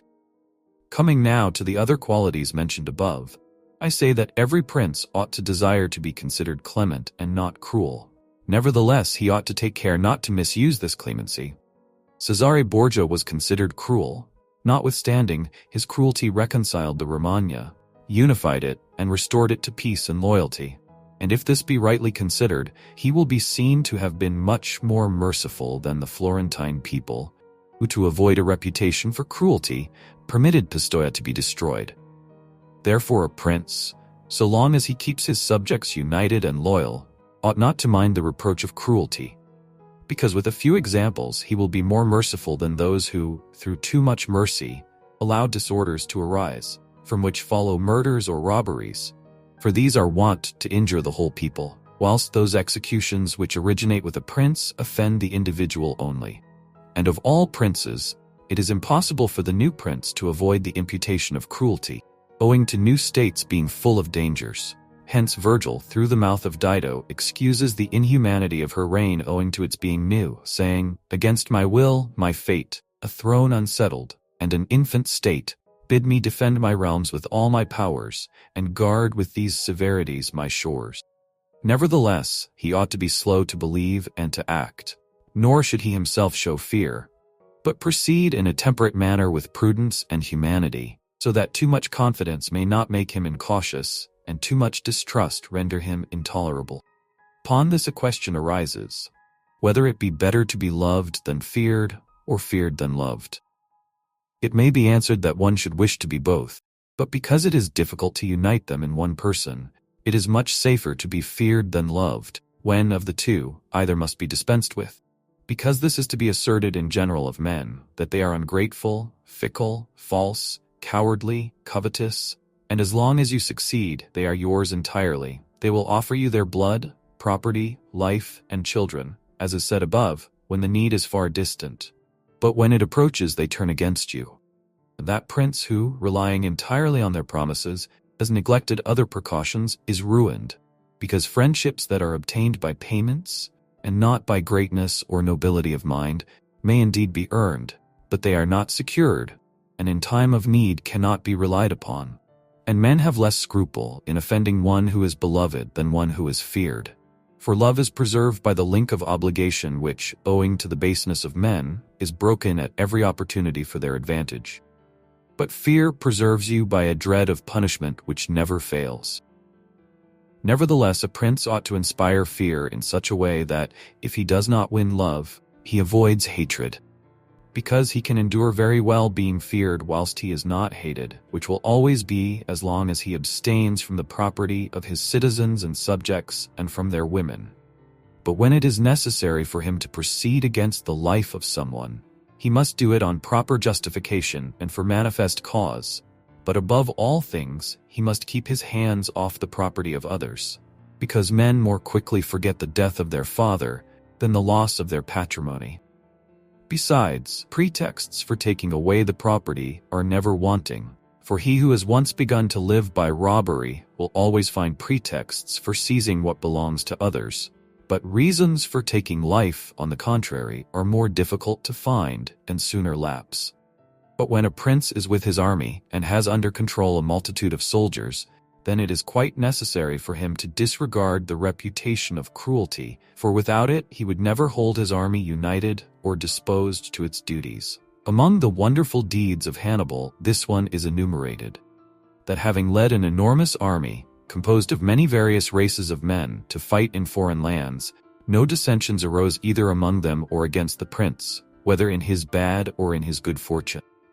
This arose from nothing else than his inhuman cruelty, which, with his boundless valor, made him revered and terrible in the sight of his soldiers.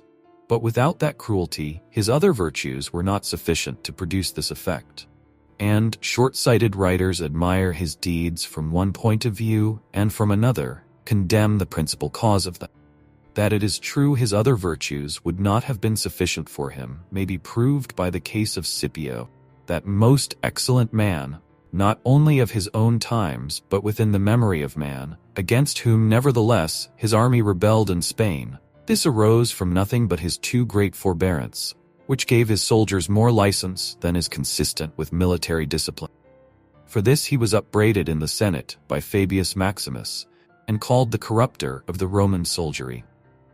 The Locrians were laid waste by a legate of Scipio, yet they were not avenged by him, nor was the insolence of the legate punished, owing entirely to his easy nature, insomuch that someone in the Senate, wishing to excuse him, said there were many men who knew much better how not to err than to correct the errors of others.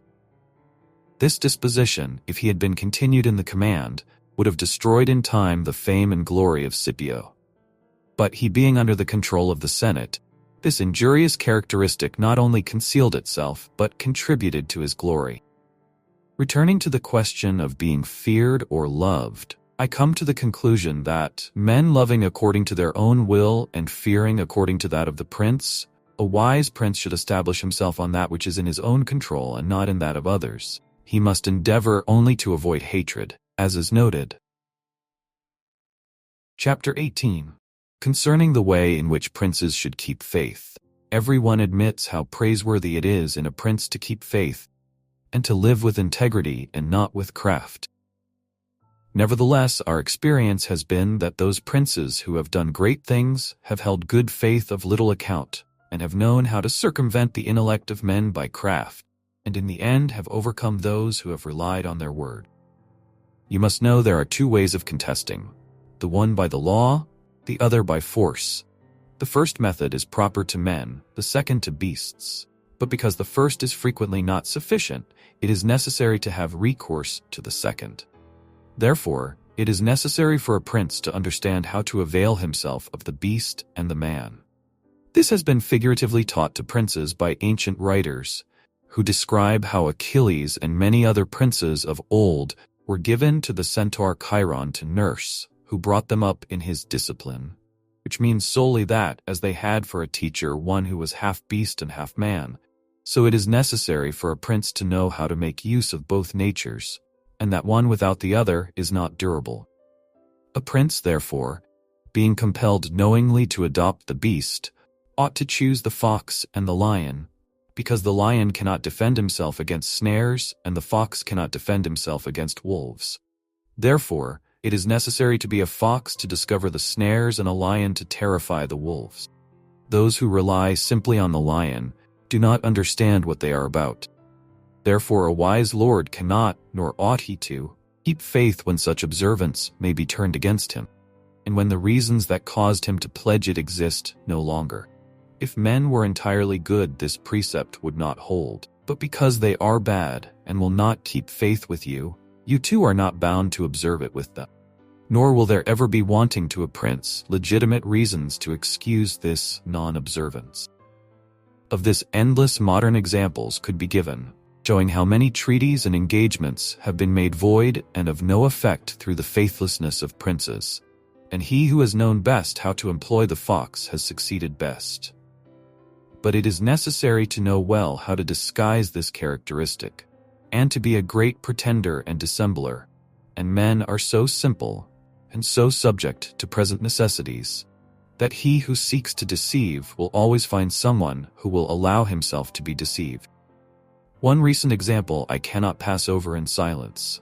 Alexander VI did nothing else but deceive men, nor ever thought of doing otherwise, and he always found victims, for there never was a man who had greater power in asserting, or who with greater oaths would affirm a thing, yet would observe it less. Nevertheless, his deceits always succeeded according to his wishes, because he well understood this side of mankind. Therefore it is unnecessary for a prince to have all the good qualities I have enumerated, but it is very necessary to appear to have them. And I shall dare to say this also, that to have them and always to observe them is injurious, and that to appear to have them is useful. To appear merciful, faithful, humane, religious, upright, and to be so, but with a mind so framed that should you require not to be so, you may be able and know how to change to the opposite. And you have to understand this, that a prince, especially a new one, cannot observe all those things for which men are esteemed, being often forced, in order to maintain the state, to act contrary to fidelity, friendship, humanity, and religion. Therefore it is necessary for him to have a mind ready to turn itself accordingly, as the winds and variations of fortune force it. Yet, as I have said above, not to diverge from the good if he can avoid doing so, but if compelled, then to know how to set about it. For this reason, a prince ought to take care that he never lets anything slip from his lips that is not replete with the above-named 5 qualities, that he may appear to him who sees and hears him altogether, merciful, faithful, humane, upright, and religious. There is nothing more necessary to appear to have than this last quality, inasmuch as men judge generally more by the eye than by the hand, because it belongs to everybody to see you, to few come in touch with you. Everyone sees what you appear to be, few really know what you are, and those few dare not oppose themselves to the opinion of the many, who have the majesty of the state to defend them, and in the actions of all men, and especially of princes, which it is not prudent to challenge, one judges by the result. For that reason, let a prince have the credit of conquering and holding his state. The means will always be considered honest, and he will be praised by everybody. Because the vulgar are always taken by what a thing seems to be and by what comes of it. And in the world there are only the vulgar, for the few find a place there only when the many have no ground to rest on. One prince of the present time, whom it is not well to name, never preaches anything else but peace and good faith, and to both he is most hostile, and either, if he had kept it, would have deprived him of reputation and kingdom many a time. Chapter 19. That one should avoid being despised and hated. Now, concerning the characteristics of which mention is made above, I have spoken of the more important ones. The others I wish to discuss briefly under this generality, that the prince must consider, as has been in part said before, how to avoid those things which will make him hated or contemptible. And as often as he shall have succeeded, he will have fulfilled his part, and he need not fear any danger in other reproaches. It makes him hated above all things, as I have said, to be rapacious, and to be a violator of the property and women of his subjects, from both of which he must abstain. And when neither their property nor their honor is touched, the majority of men live content, and he has only to contend with the ambition of a few, whom he can curb with ease in many ways. It makes him contemptible to be considered fickle, frivolous, effeminate, mean-spirited, irresolute, from all of which a prince should guard himself as from a rock. And he should endeavor to show in his actions greatness, courage, gravity, and fortitude. And in his private dealings with his subjects, let him show that his judgments are irrevocable, and maintain himself in such reputation that no one can hope either to deceive him or to get round him. That prince is highly esteemed who conveys this impression of himself, and he who is highly esteemed is not easily conspired against. For provided it is well known that he is an excellent man and revered by his people, he can only be attacked with difficulty. For this reason a prince ought to have two fears, one from within, on account of his subjects, the other from without, on account of external powers. From the latter he is defended by being well armed and having good allies. And if he is well armed, he will have good friends, and affairs will always remain quiet within when they are quiet without, unless they should have been already disturbed by conspiracy. And even should affairs outside be disturbed, if he has carried out his preparations and has lived as I have said, as long as he does not despair, he will resist every attack, as I said Nobis the Spartan did. But concerning his subjects, when affairs outside are disturbed, he has only to fear that they will conspire secretly, from which a prince can easily secure himself, by avoiding being hated and despised, and by keeping the people satisfied with him, which it is most necessary for him to accomplish, as I said above at length. And one of the most efficacious remedies that a prince can have against conspiracies is not to be hated and despised by the people. For he who conspires against a prince always expects to please them by his removal. But when the conspirator can only look forward to offending them, he will not have the courage to take such a course, for the difficulties that confront a conspirator are infinite. And as experience shows, many have been the conspiracies, but few have been successful. Because he who conspires cannot act alone, nor can he take a companion, except from those whom he believes to be malcontent.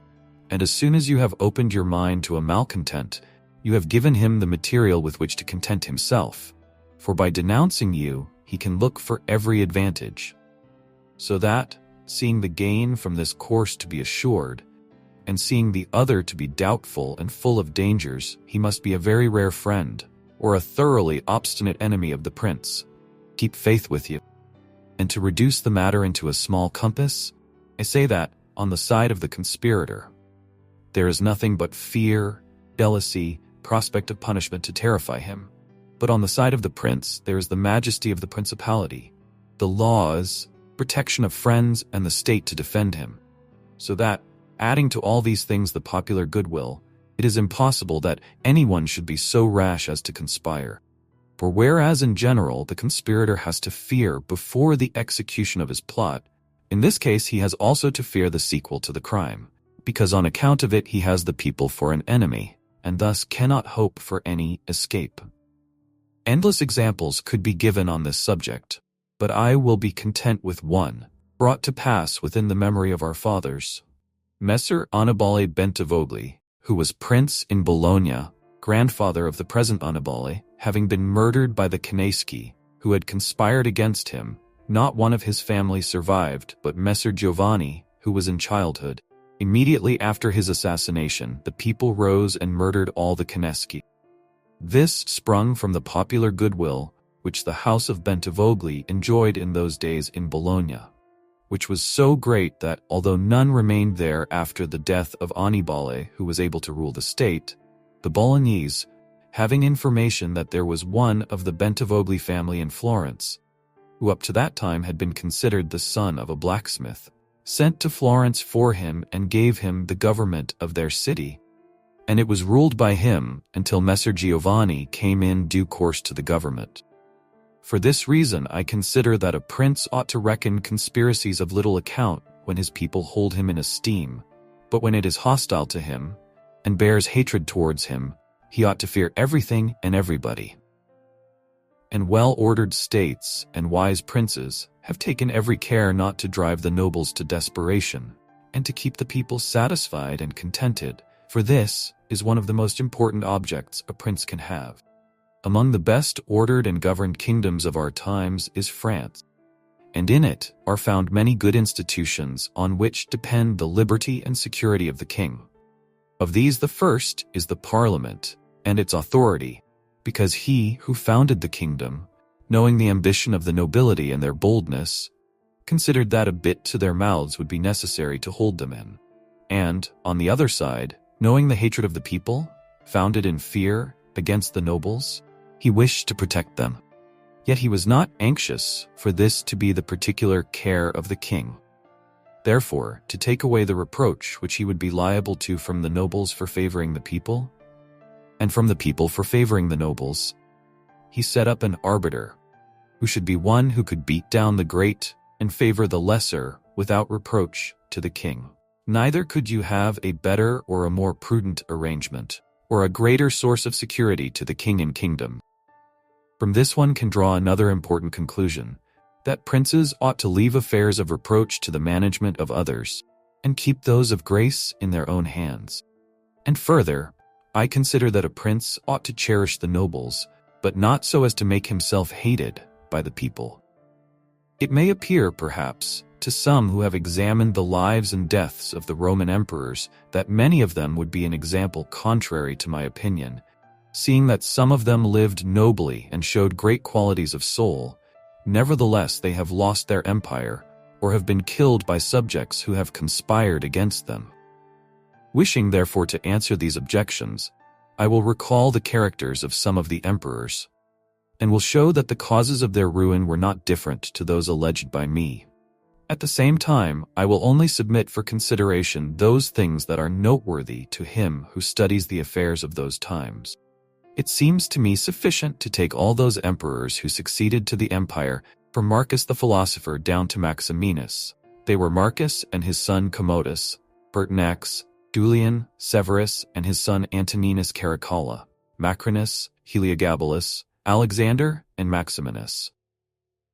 There is first to note that whereas in other principalities, the ambition of the nobles and the insolence of the people only have to be contended with, the Roman emperors had a third difficulty in having to put up with the cruelty and avarice of their soldiers, a matter so beset with difficulties that it was the ruin of many.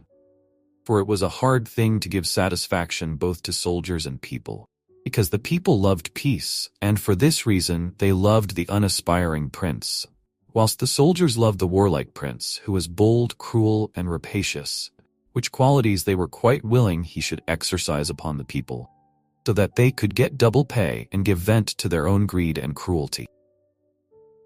Hence it arose that those emperors were always overthrown who, either by birth or training, had no great authority, and most of them, especially those who came new to the principality, recognizing the difficulty of these two opposing humors, were inclined to give satisfaction to the soldiers, caring little about injuring the people.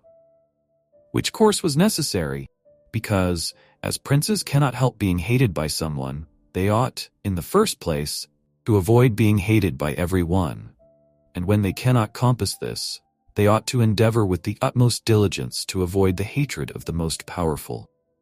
Therefore, those emperors who through inexperience had need of special favor adhered more readily to the soldiers than to the people, a course which turned out advantageous to them or not, accordingly as the prince knew how to maintain authority over them. From these causes it arose that Marcus, Pertinax, and Alexander, being all men of modest life, lovers of justice, enemies to cruelty, humane and benignant, came to a sad end except Marcus. He alone lived and died honored, because he had succeeded to the throne by hereditary title, and owed nothing either to the soldiers or the people. And afterwards, being possessed of many virtues which made him respected, he always kept both orders in their places whilst he lived, and was neither hated nor despised. But Pertinax was created emperor against the wishes of the soldiers, who, being accustomed to live licentiously under Commodus, could not endure the honest life, which Pertinax wished to reduce them, thus having given cause for hatred, to which hatred there was added contempt for his old age, he was overthrown at the very beginning of his administration. And here it should be noted that hatred is acquired as much by good works as by bad ones. Therefore, as I said before, a prince wishing to keep his state is very often forced to do evil. For when that body is corrupt whom you think you have need of to maintain yourself, it may be either the people or the soldiers or the nobles, you have to submit to its humors and to gratify them, and then good works will do you harm. But let us come to Alexander, who was a man of such great goodness, that among the other praises which are accorded him is this, that in the 14 years he held the empire, no one was ever put to death by him unjudged. Nevertheless, being considered effeminate and a man who allowed himself to be governed by his mother, he became despised, the army conspired against him, and murdered him. Turning now to the opposite characters of Commodus, Severus, Antoninus Caracalla, and Maximinus, you will find them all cruel and rapacious, men who, to satisfy their soldiers, did not hesitate to commit every kind of iniquity against the people, and all, except Severus, came to a bad end. But in Severus there was so much valor that, keeping the soldiers friendly, although the people were oppressed by him, he reigned successfully. For his valor made him so much admired in the sight of the soldiers and people, that the latter were kept in a way astonished and awed, and the former respectful and satisfied. And because the actions of this man, as a new prince, were great, I wish to show briefly that he knew well how to counterfeit the fox and the lion, which natures, as I said above, it is necessary for a prince to imitate. Knowing the sloth of the Emperor Julian, he persuaded the army in Sclavonia, of which he was captain, that it would be right to go to Rome and avenge the death of Pertinax, who had been killed by the Praetorian soldiers. And under this pretext, without appearing to aspire to the throne, he moved the army on Rome, and reached Italy before it was known that he had started. On his arrival at Rome, the Senate, through fear, elected him emperor and killed Julian. After this, there remained for Severus, who wished to make himself master of the whole empire, two difficulties. One in Asia, where Niger, head of the Asiatic army, caused himself to be proclaimed emperor. The other in the west, where Albinus was, who also aspired to the throne. And as he considered it dangerous to declare himself hostile to both, he decided to attack Niger and to deceive Albinus.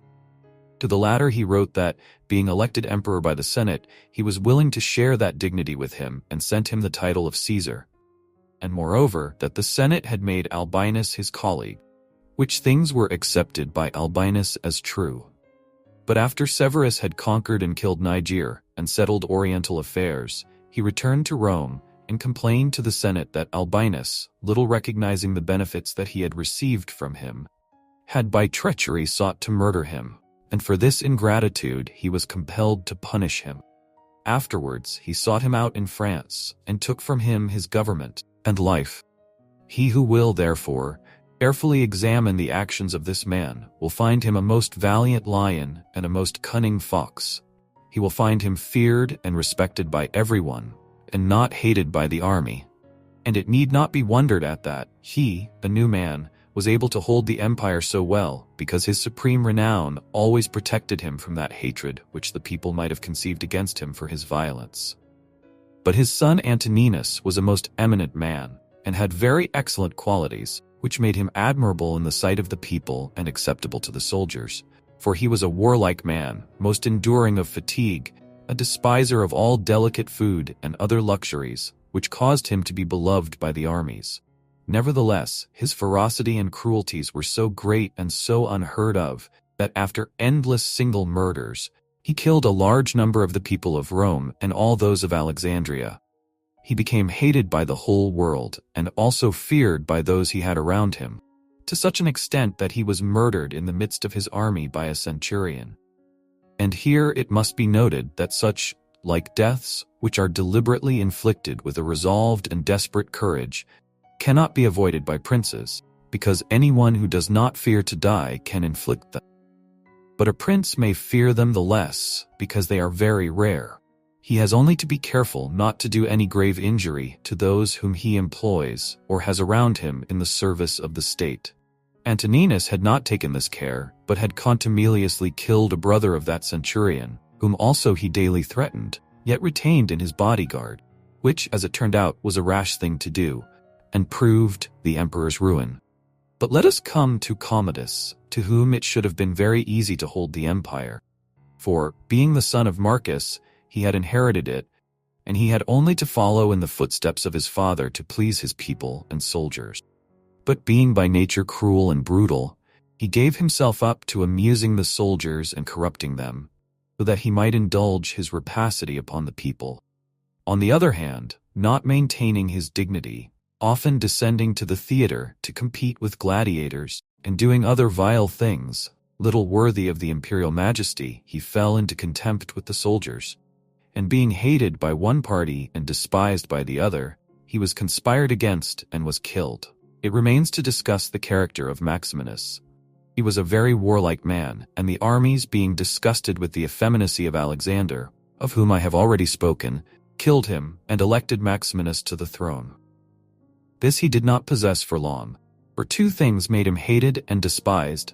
The one is having kept sheep in Thrace, which brought him into contempt, it being well known to all, and considered a great indignity by everyone, and the other, his having at the accession to his dominions deferred going to Rome, and taking possession of the imperial seat. He had also gained a reputation for the utmost ferocity by having, through his prefects in Rome and elsewhere in the empire, practiced many cruelties, so that the whole world was moved to anger at the meanness of his birth and to fear at his barbarity. First Africa rebelled, then the Senate, with all the people of Rome, and all Italy conspired against him, to which may be added his own army. This latter, besieging Aquileia and meeting with difficulties in taking it, were disgusted with his cruelties, and fearing him less when they found so many against him, murdered him. I do not wish to discuss Heliogabalus, Macrinus, or Julian, who, being thoroughly contemptible, were quickly wiped out.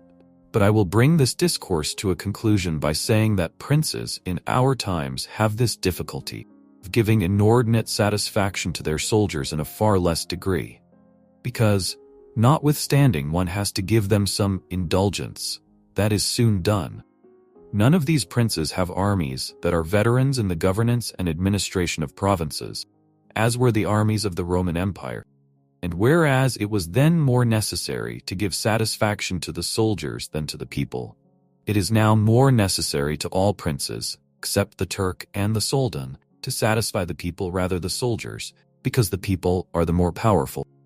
From the above, I have accepted the Turk, who always keeps round him 12,000 infantry and 15,000 cavalry, on which depend the security and strength of the kingdom, and it is necessary that, putting aside every consideration for the people, he should keep them his friends.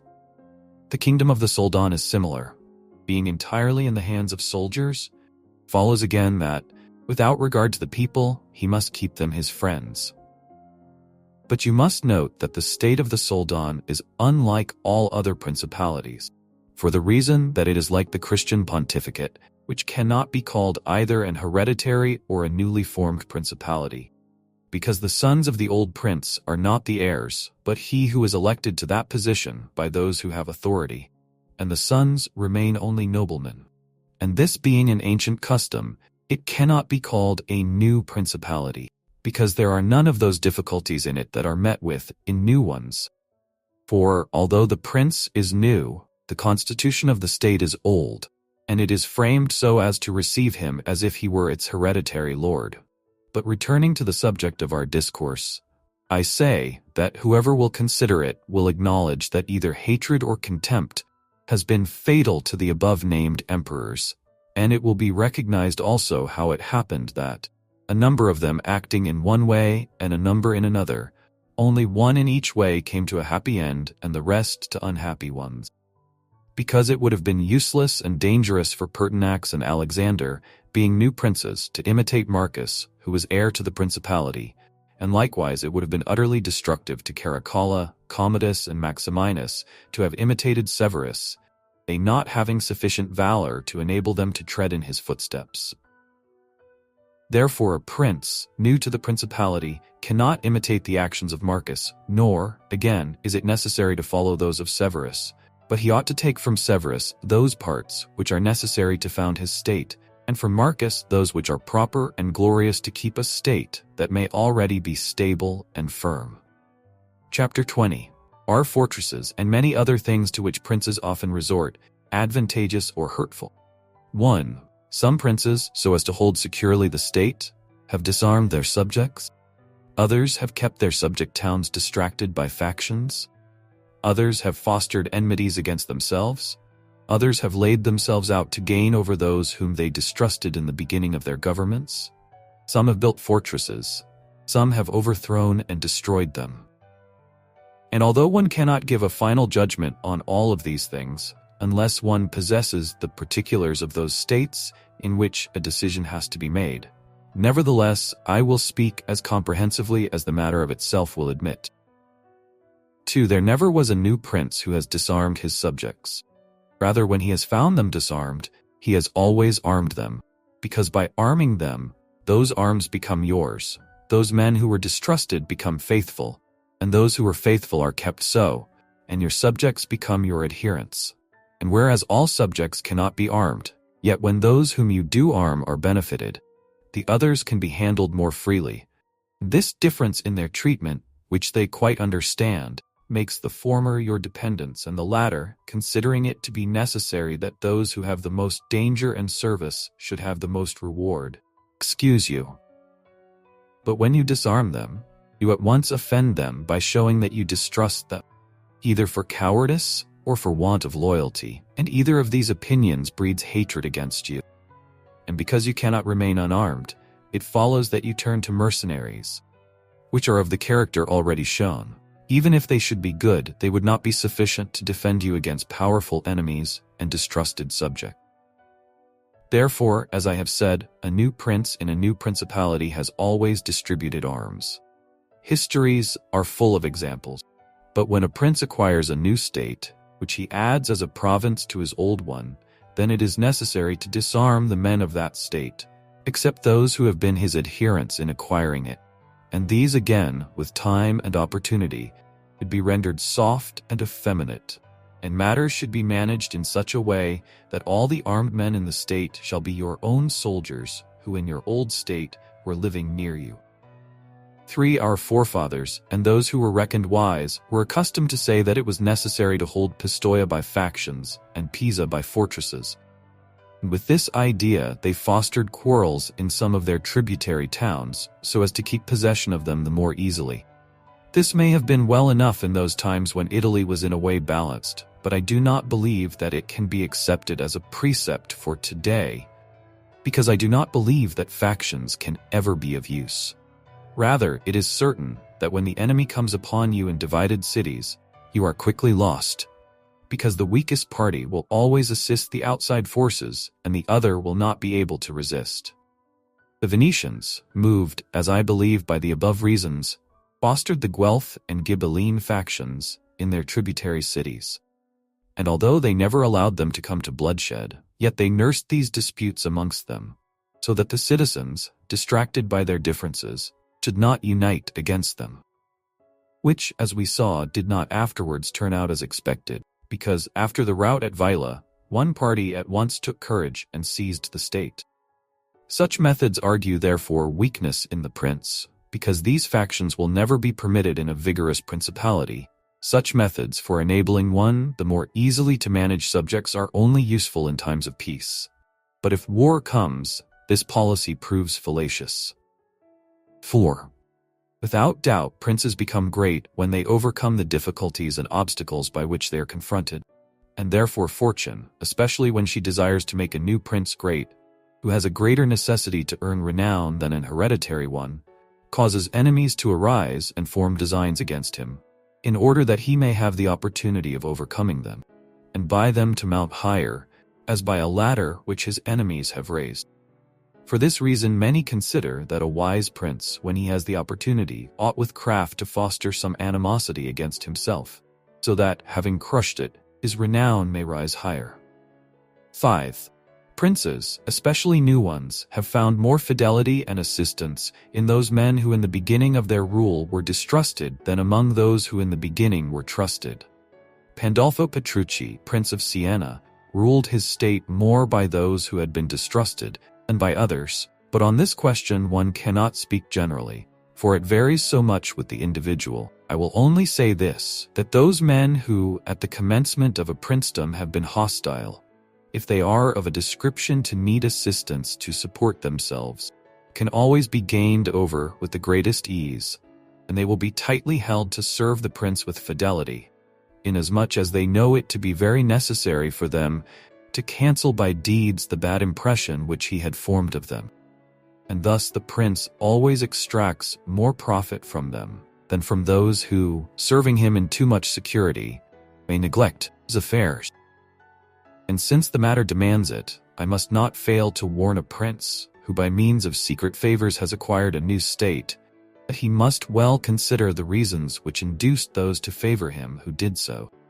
And if it be not a natural affection towards him, but only discontent with their government, then he will only keep them friendly with great trouble and difficulty, for it will be impossible to satisfy them. And weighing well the reasons for this in those examples which can be taken from ancient and modern affairs, we shall find that it is easier for the prince to make friends of those men who were contented under the former government, and are therefore his enemies, than of those who, being discontented with it, were favorable to him and encouraged him to seize it. 6. It has been a custom with princes, in order to hold their states more securely, build fortresses that may serve as a bridle and bit to those who might design to work against them, and as a place of refuge from a first attack. I praise this system because it has been made use of formerly, notwithstanding that Messer Niccolò Vitelli in our times has been seen to demolish 2 fortresses in Città di Castello so that he might keep that state. Guido Ubaldo, Duke of Urbino, on returning to his dominion, whence he had been driven by Cesare Borgia, razed to the foundations all the fortresses in that province, and considered that without them it would be more difficult to lose it. The Bentivogli, returning to Bologna, came to a similar decision. Fortresses, therefore, are useful or not, according to circumstances. If they do you good in one way, they injure you in another.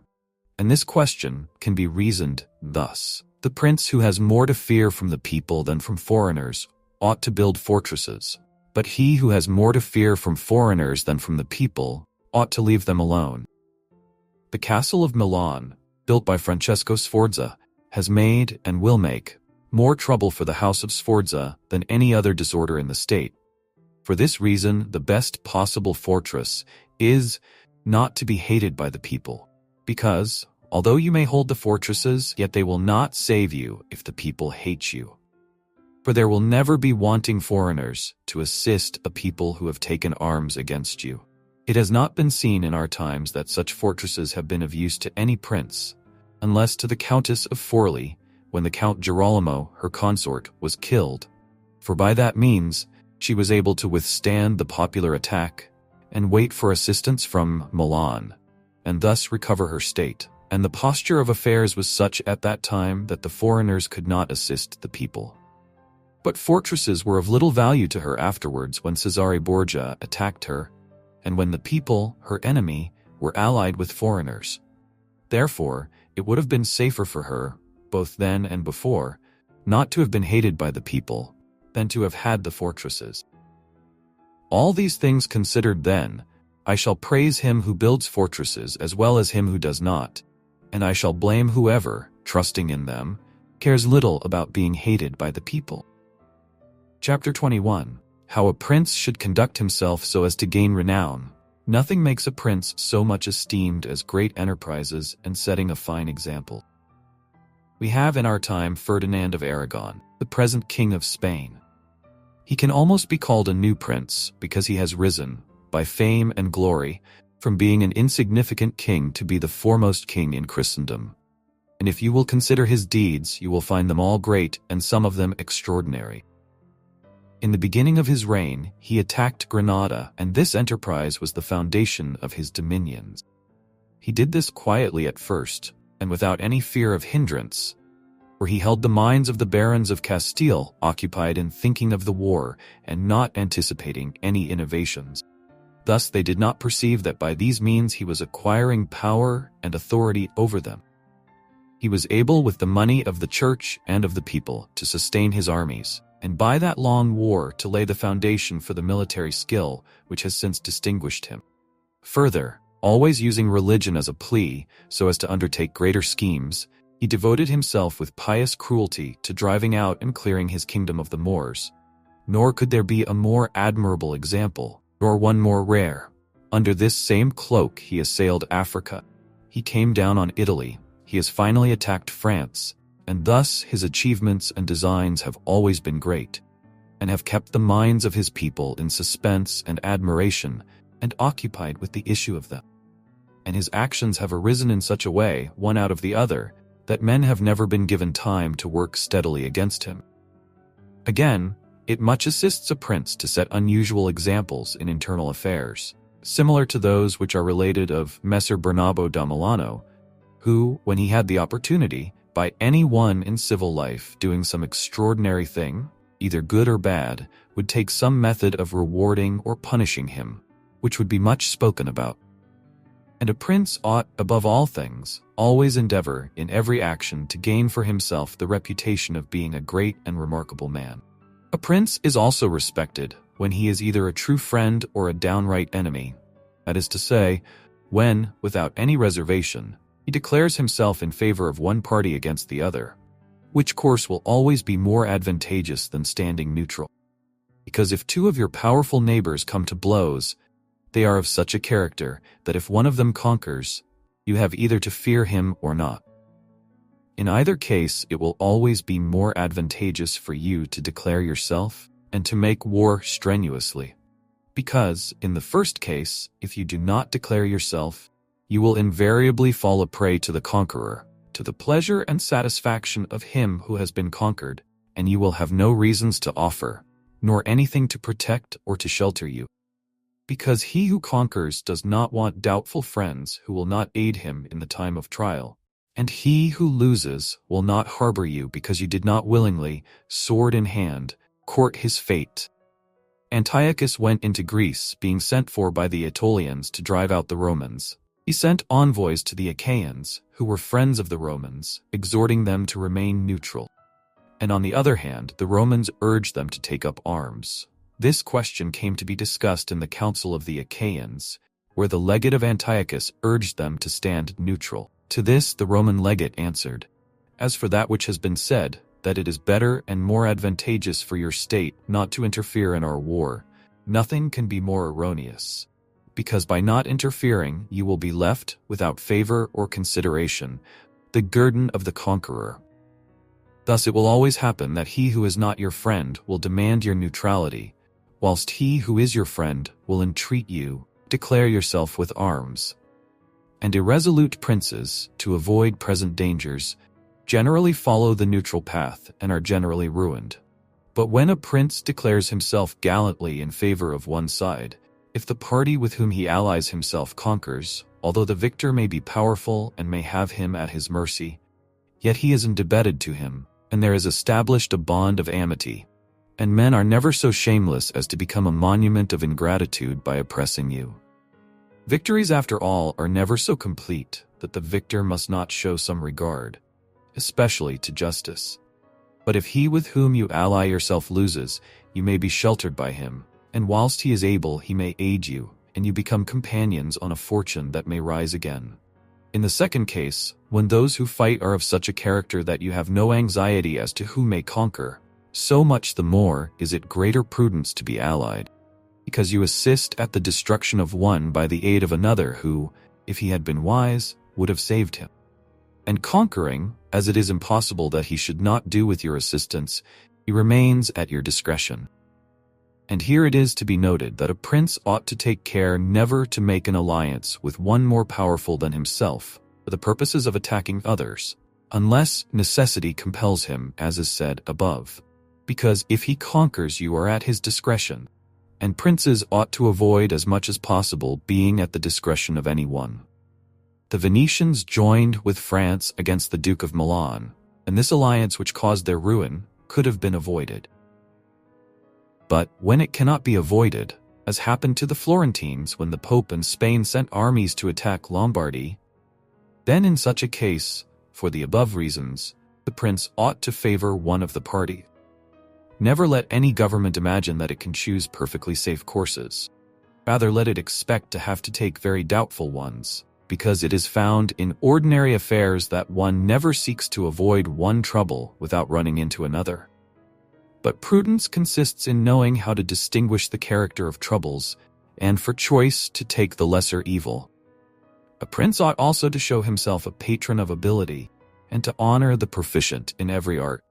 At the same time, he should encourage his citizens to practice their callings peaceably, both in commerce and agriculture, and in every other following, so that the one should not be deterred from improving his possessions for fear lest they be taken away from him, or another from opening up trade for fear of taxes.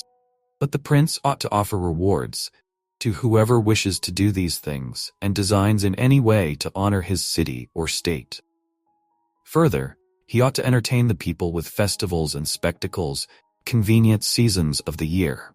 And as every city is divided into guilds or into societies, he ought to hold such bodies in esteem, and associate with them sometimes, and show himself an example of courtesy and liberality, nevertheless, always maintaining the majesty of his rank. For this, he must never consent to abate in anything. Chapter 22. Concerning the secretaries of princes. The choice of servants is of no little importance to a prince, and they are good or not according to the discrimination of the prince. And the first opinion which one forms of a prince, and of his understanding, is by observing the men he has around him. And when they are capable and faithful, he may always be considered wise, because he has known how to recognize the capable and to keep them faithful. But when they are otherwise, one cannot form a good opinion of him. For the prime error which he made was in choosing them. There were none who knew Messer Antonio da Venafro as the servant of Pandolfo Petrucci, Prince of Siena, who would not consider Pandolfo to be a very clever man in having Venafro for his servant. Because there are three classes of intellects, one which comprehends by itself, another which appreciates what others comprehended, and a third which neither comprehends by itself nor by the showing of others.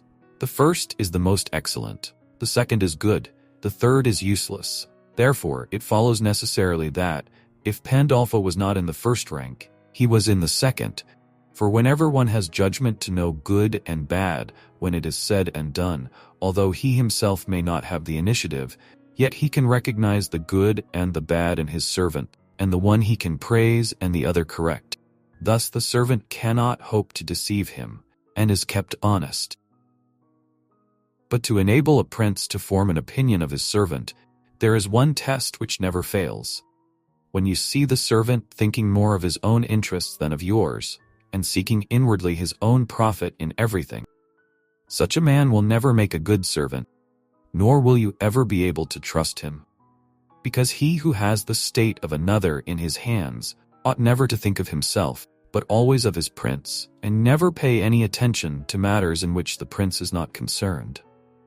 On the other hand, to keep his servant honest, the prince ought to study him, honoring him, enriching him, doing him kindnesses, sharing with him the honors and cares, and at the same time let him see that he cannot stand alone, so that many honors may not make him desire more, many riches make him wish for more, and that many cares may make him dread chances. When, therefore, servants and princes towards servants are thus disposed, they can trust each other, but when it is otherwise, the end will always be disastrous for either one or the other. Chapter 23. How flatterers should be avoided. I do not wish to leave out an important branch of this subject, for it is a danger from which princes are with difficulty preserved, unless they are very careful and discriminating. It is that of flatterers, of whom courts are full, because men are so self-complacent in their own affairs, and in a way so deceived in them, that they are preserved with difficulty from this pest, and if they wish to defend themselves, they run the danger of falling into contempt. Because there is no other way of guarding oneself from flatterers, except letting men understand that to tell you the truth does not offend you. But when everyone may tell you the truth, respect for you abates. Therefore a wise prince ought to hold a third course by choosing the wise men in his state, and giving to them only the liberty of speaking the truth to him, and then only of those things of which he inquires, and of none others. But he ought to question them upon everything, and listen to their opinions, and afterwards form his own conclusions.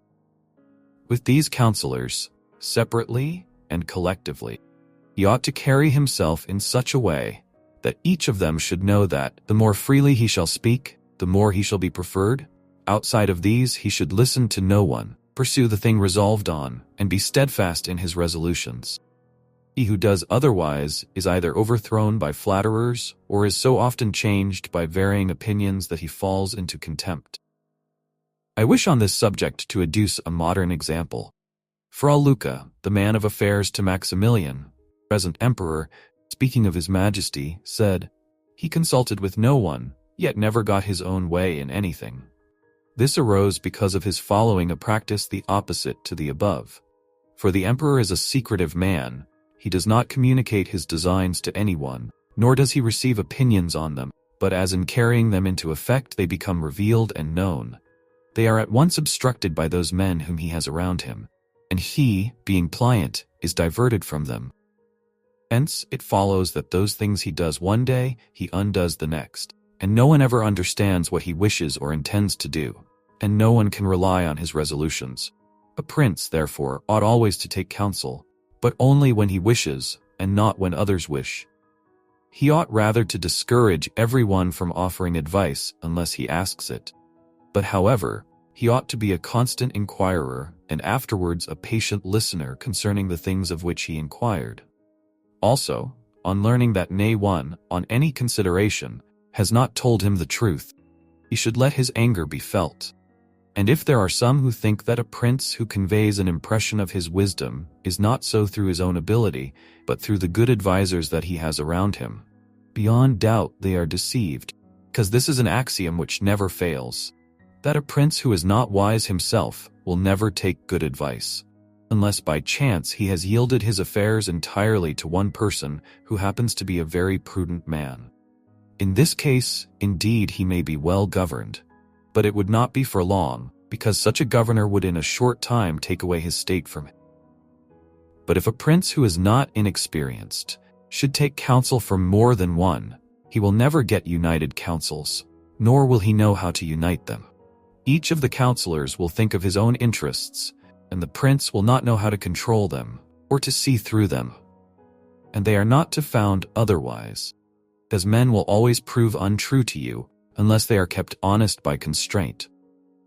Therefore it must be inferred that good counsels, whencesoever they come, are born of the wisdom of the prince, and not the wisdom of the prince from good counsels.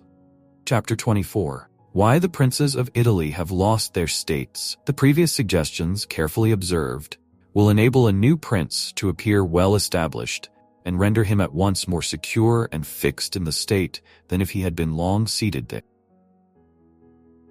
For the actions of a new prince are more narrowly observed than those of an hereditary one, and when they are seen to be able, they gain more men, and bind far tighter than ancient blood. because men are attracted more by the present than by the past, and when they find the present good they enjoy it and seek no further. They will also make the utmost defense of a prince if he fails them, not in other things. Thus it will be a double glory for him to have established a new principality, and adorned and strengthened it with good laws, good arms, good allies, and with a good example. So will it be a double disgrace to him who, born a prince, shall lose his state by want of wisdom. And if those signors are considered who have lost their states in Italy in our times, such as the King of Naples, the Duke of Milan, and others, there will be found in them, firstly, one common defect in regard to arms from the causes which have been discussed at length.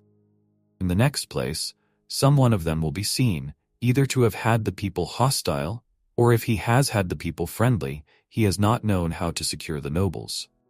In the absence of these defects, states that have power enough to keep an army in the field cannot be lost. Philip of Macedon, not the father of Alexander the Great, but he who was conquered by Titus Quintius, had not much territory compared to the greatness of the Romans and of Greece who attacked him. Yet being a warlike man who knew how to attract the people and secure the nobles, he sustained the war against his enemies for many years. And if in the end he lost the dominion of some cities, nevertheless he retained the kingdom. Therefore, do not let our princes accuse fortune for the loss of their principalities after so many years' possession, but rather their own sloth. Because in quiet times they never thought there could be a change. It is a common defect in man not to make any provision in the calm against the tempest. And when afterwards the bad times came, they thought of flight and not of defending themselves. And they hoped that the people, disgusted with the insolence of the conquerors, would recall them. This course, when others fail, may be good, but it is very bad to have neglected all other expedients for that, since you would never wish to fall because you trusted to be able to find someone later on to restore you.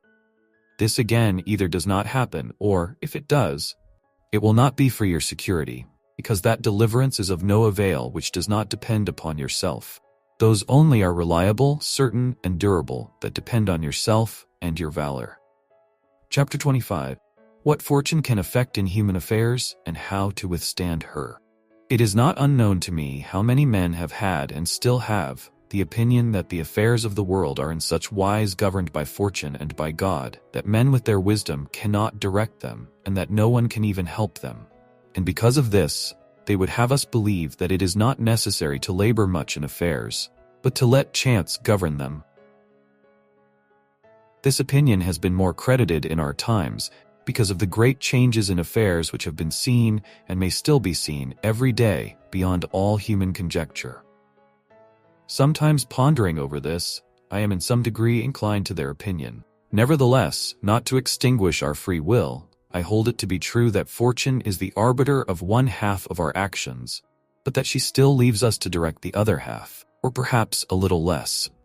I compare her to one of those raging rivers, which when in flood overflows the plains, sweeping away trees and buildings, bearing away the soil from place to place. Everything flies before it, all yield to its violence, without being able in any way to withstand it. And yet, though its nature be such, it does not follow therefore that men, when the weather becomes fair, shall not make provision, both with defenses and barriers, in such a manner that, rising again, the waters may pass away by canal, and their force be neither so unrestrained nor so dangerous. So it happens with fortune, who shows her power where valor has not prepared to resist her, and thither she turns her forces, where she knows that barriers and defenses have not been raised to constrain her. And if you will consider Italy, which is the seat of these changes, and which has given to them their impulse, you will see it to be an open country without barriers and without any defense. For if it had been defended by proper valor, as are Germany, Spain, and France, either this invasion would not have made the great changes it has made, or it would not have come at all. And this I consider enough to say concerning resistance to fortune in general. But confining myself more to the particular, I say that a prince may be seen happy today and ruined tomorrow without having shown any change of disposition or character. This, I believe, arises firstly from causes that have already been discussed at length, namely, that the prince who relies entirely on fortune is lost when it changes. I believe also that he will be successful who directs his actions according to the spirit of the times, and that he whose actions do not accord with the times will not be successful. Because men are seen, in affairs that lead to the end which every man has before him, namely glory and riches, to get there by various methods, one with caution, another with haste, one by force, another by skill, one by patience, another by its opposite, and each one succeeds in reaching the goal by a different method. One can also see of two cautious men the one attain his end, the other fail, and similarly, two men by different observances are equally successful, one being cautious, the other impetuous. All this arises from nothing else than whether or not they conform in their methods to the spirit of the times. This follows from what I have said, that two men working differently bring about the same effect, and of two working similarly, one attains his object and the other does not. Changes in a state also issue from this, for if, to one who governs himself with caution and patience, times and affairs converge in such a way that his administration is successful, his fortune is made. But if times and affairs change, he is ruined if he does not change his course of action.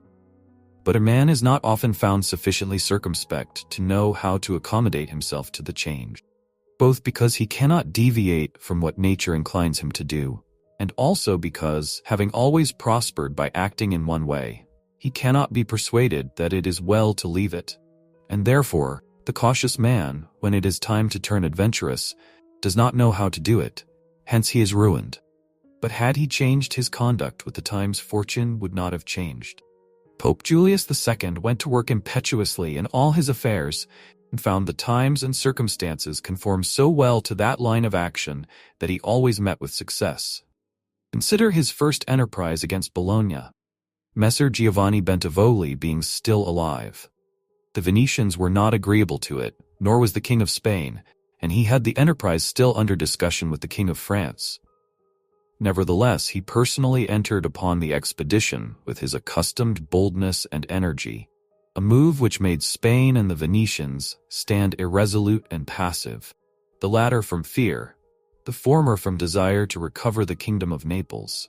On the other hand, he drew after him the King of France, because that king, having observed the movement and desiring to make the Pope his friend so as to humble the Venetians, found it impossible to refuse him. Therefore Julius, with his impetuous action, accomplished what no other pontiff with simple human wisdom could have done. For if he had waited in Rome until he could get away, with his plans arranged and everything fixed, as any other pontiff would have done, he would never have succeeded.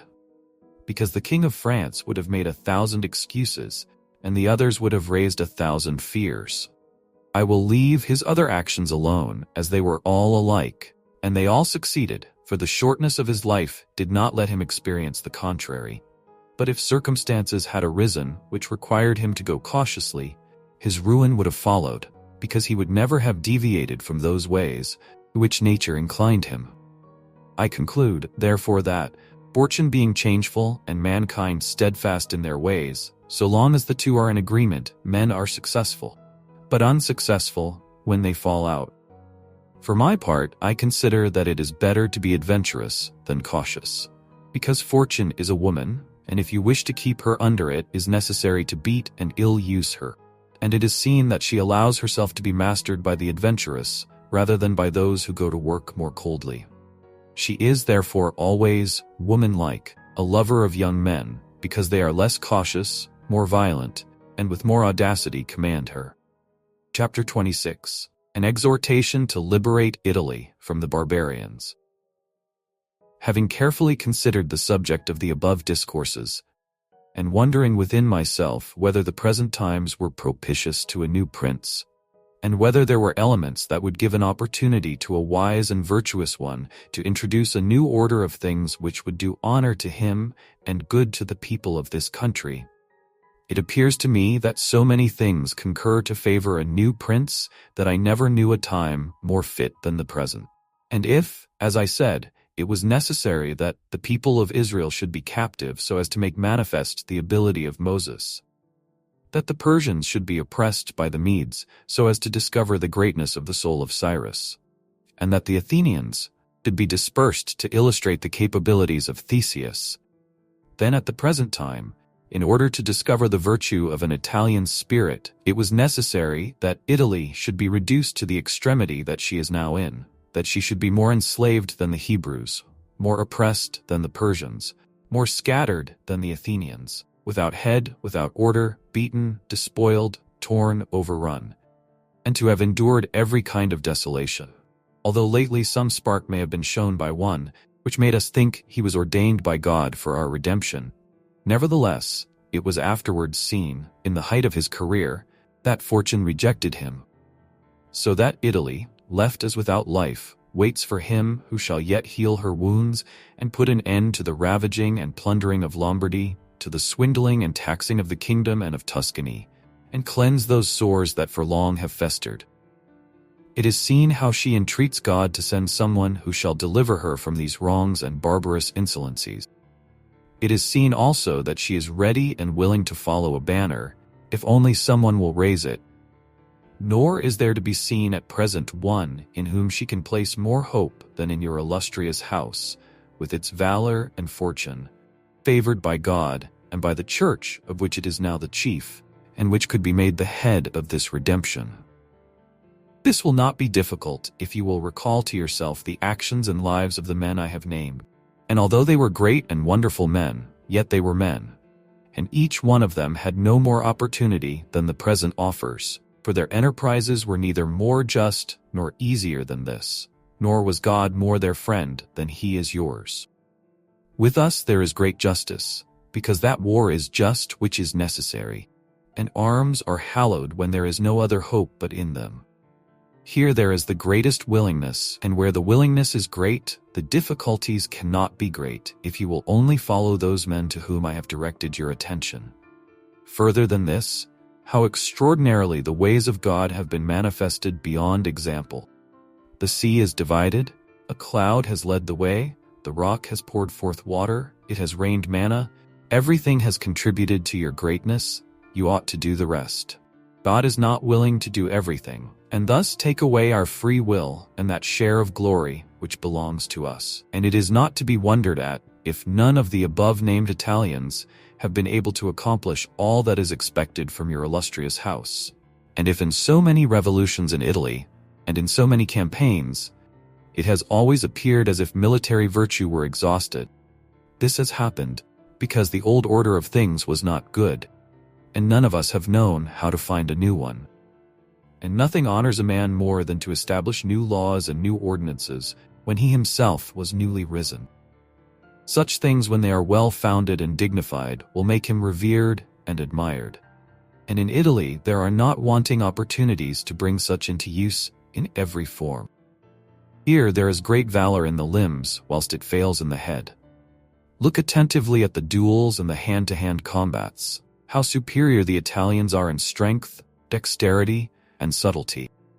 But when it comes to armies, they do not bear comparison, and this springs entirely from the insufficiency of the leaders, since those who are capable are not obedient, and each one seems to himself to know, there having never been anyone so distinguished above the rest, either by valor or fortune, that others would yield to him. Hence it is that for so long a time, and during so much fighting in the past 20 years, whenever there has been an army wholly Italian, it has always given a poor account of itself. The first witness to this is Il Taro, afterwards Alessandria, Capua, Genoa, Vela, Bologna, Mestre. If, therefore, your illustrious house wishes to follow these remarkable men who have redeemed their country, it is necessary before all things, as a true foundation for every enterprise, to be provided with your own forces, because there can be no more faithful, truer, or better soldiers. And although singly they are good, altogether they will be much better when they find themselves commanded by their prince, honored by him, and maintained at his expense. Therefore, it is necessary to be prepared with such arms, so that you can be defended against foreigners by Italian valor. And although Swiss and Spanish infantry may be considered very formidable, nevertheless there is a defect in both, by reason of which a third order would not only be able to oppose them, but might be relied upon to overthrow them. for the Spaniards cannot resist cavalry, and the Switzers are afraid of infantry whenever they encounter them in close combat. Owing to this, as has been and may again be seen, the Spaniards are unable to resist French cavalry, and the Switzers are overthrown by Spanish infantry. And, although a complete proof of this latter cannot be shown, nevertheless there was some evidence of it at the Battle of Ravenna, when the Spanish infantry were confronted by German battalions, who follow the same tactics as the Swiss. When the Spaniards, by agility of body and with the aid of their shields, got in under the pikes of the Germans and stood out of danger, able to attack, while the Germans stood helpless, and, if the cavalry had not dashed up, all would have been over with them. It is possible, therefore, knowing the defects of both these infantries, to invent a new one, which will resist cavalry and not be afraid of infantry. This need not create a new order of arms, but a variation upon the old. And these are the kind of improvements which confer reputation and power upon a new prince. This opportunity, therefore, ought not to be allowed to pass for letting Italy at last see her liberator appear. Nor can one express the love with which he would be received in all those provinces which have suffered so much from these foreign scourings. With what thirst for revenge, with what stubborn faith, with what devotion, with what tears. What door would be closed to him? Who would refuse obedience to him? What envy would hinder him? What Italian would refuse him homage? To all of us this barbarous dominion stinks.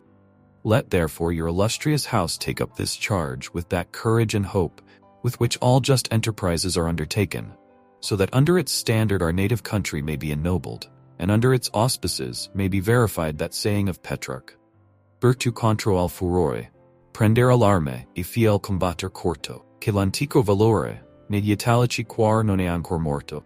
Virtue against fury shall advance the fight, and at I the combat soon shall put to flight. For the old Roman valor is not dead, nor in the Italians' breasts extinguished. Thank you for listening.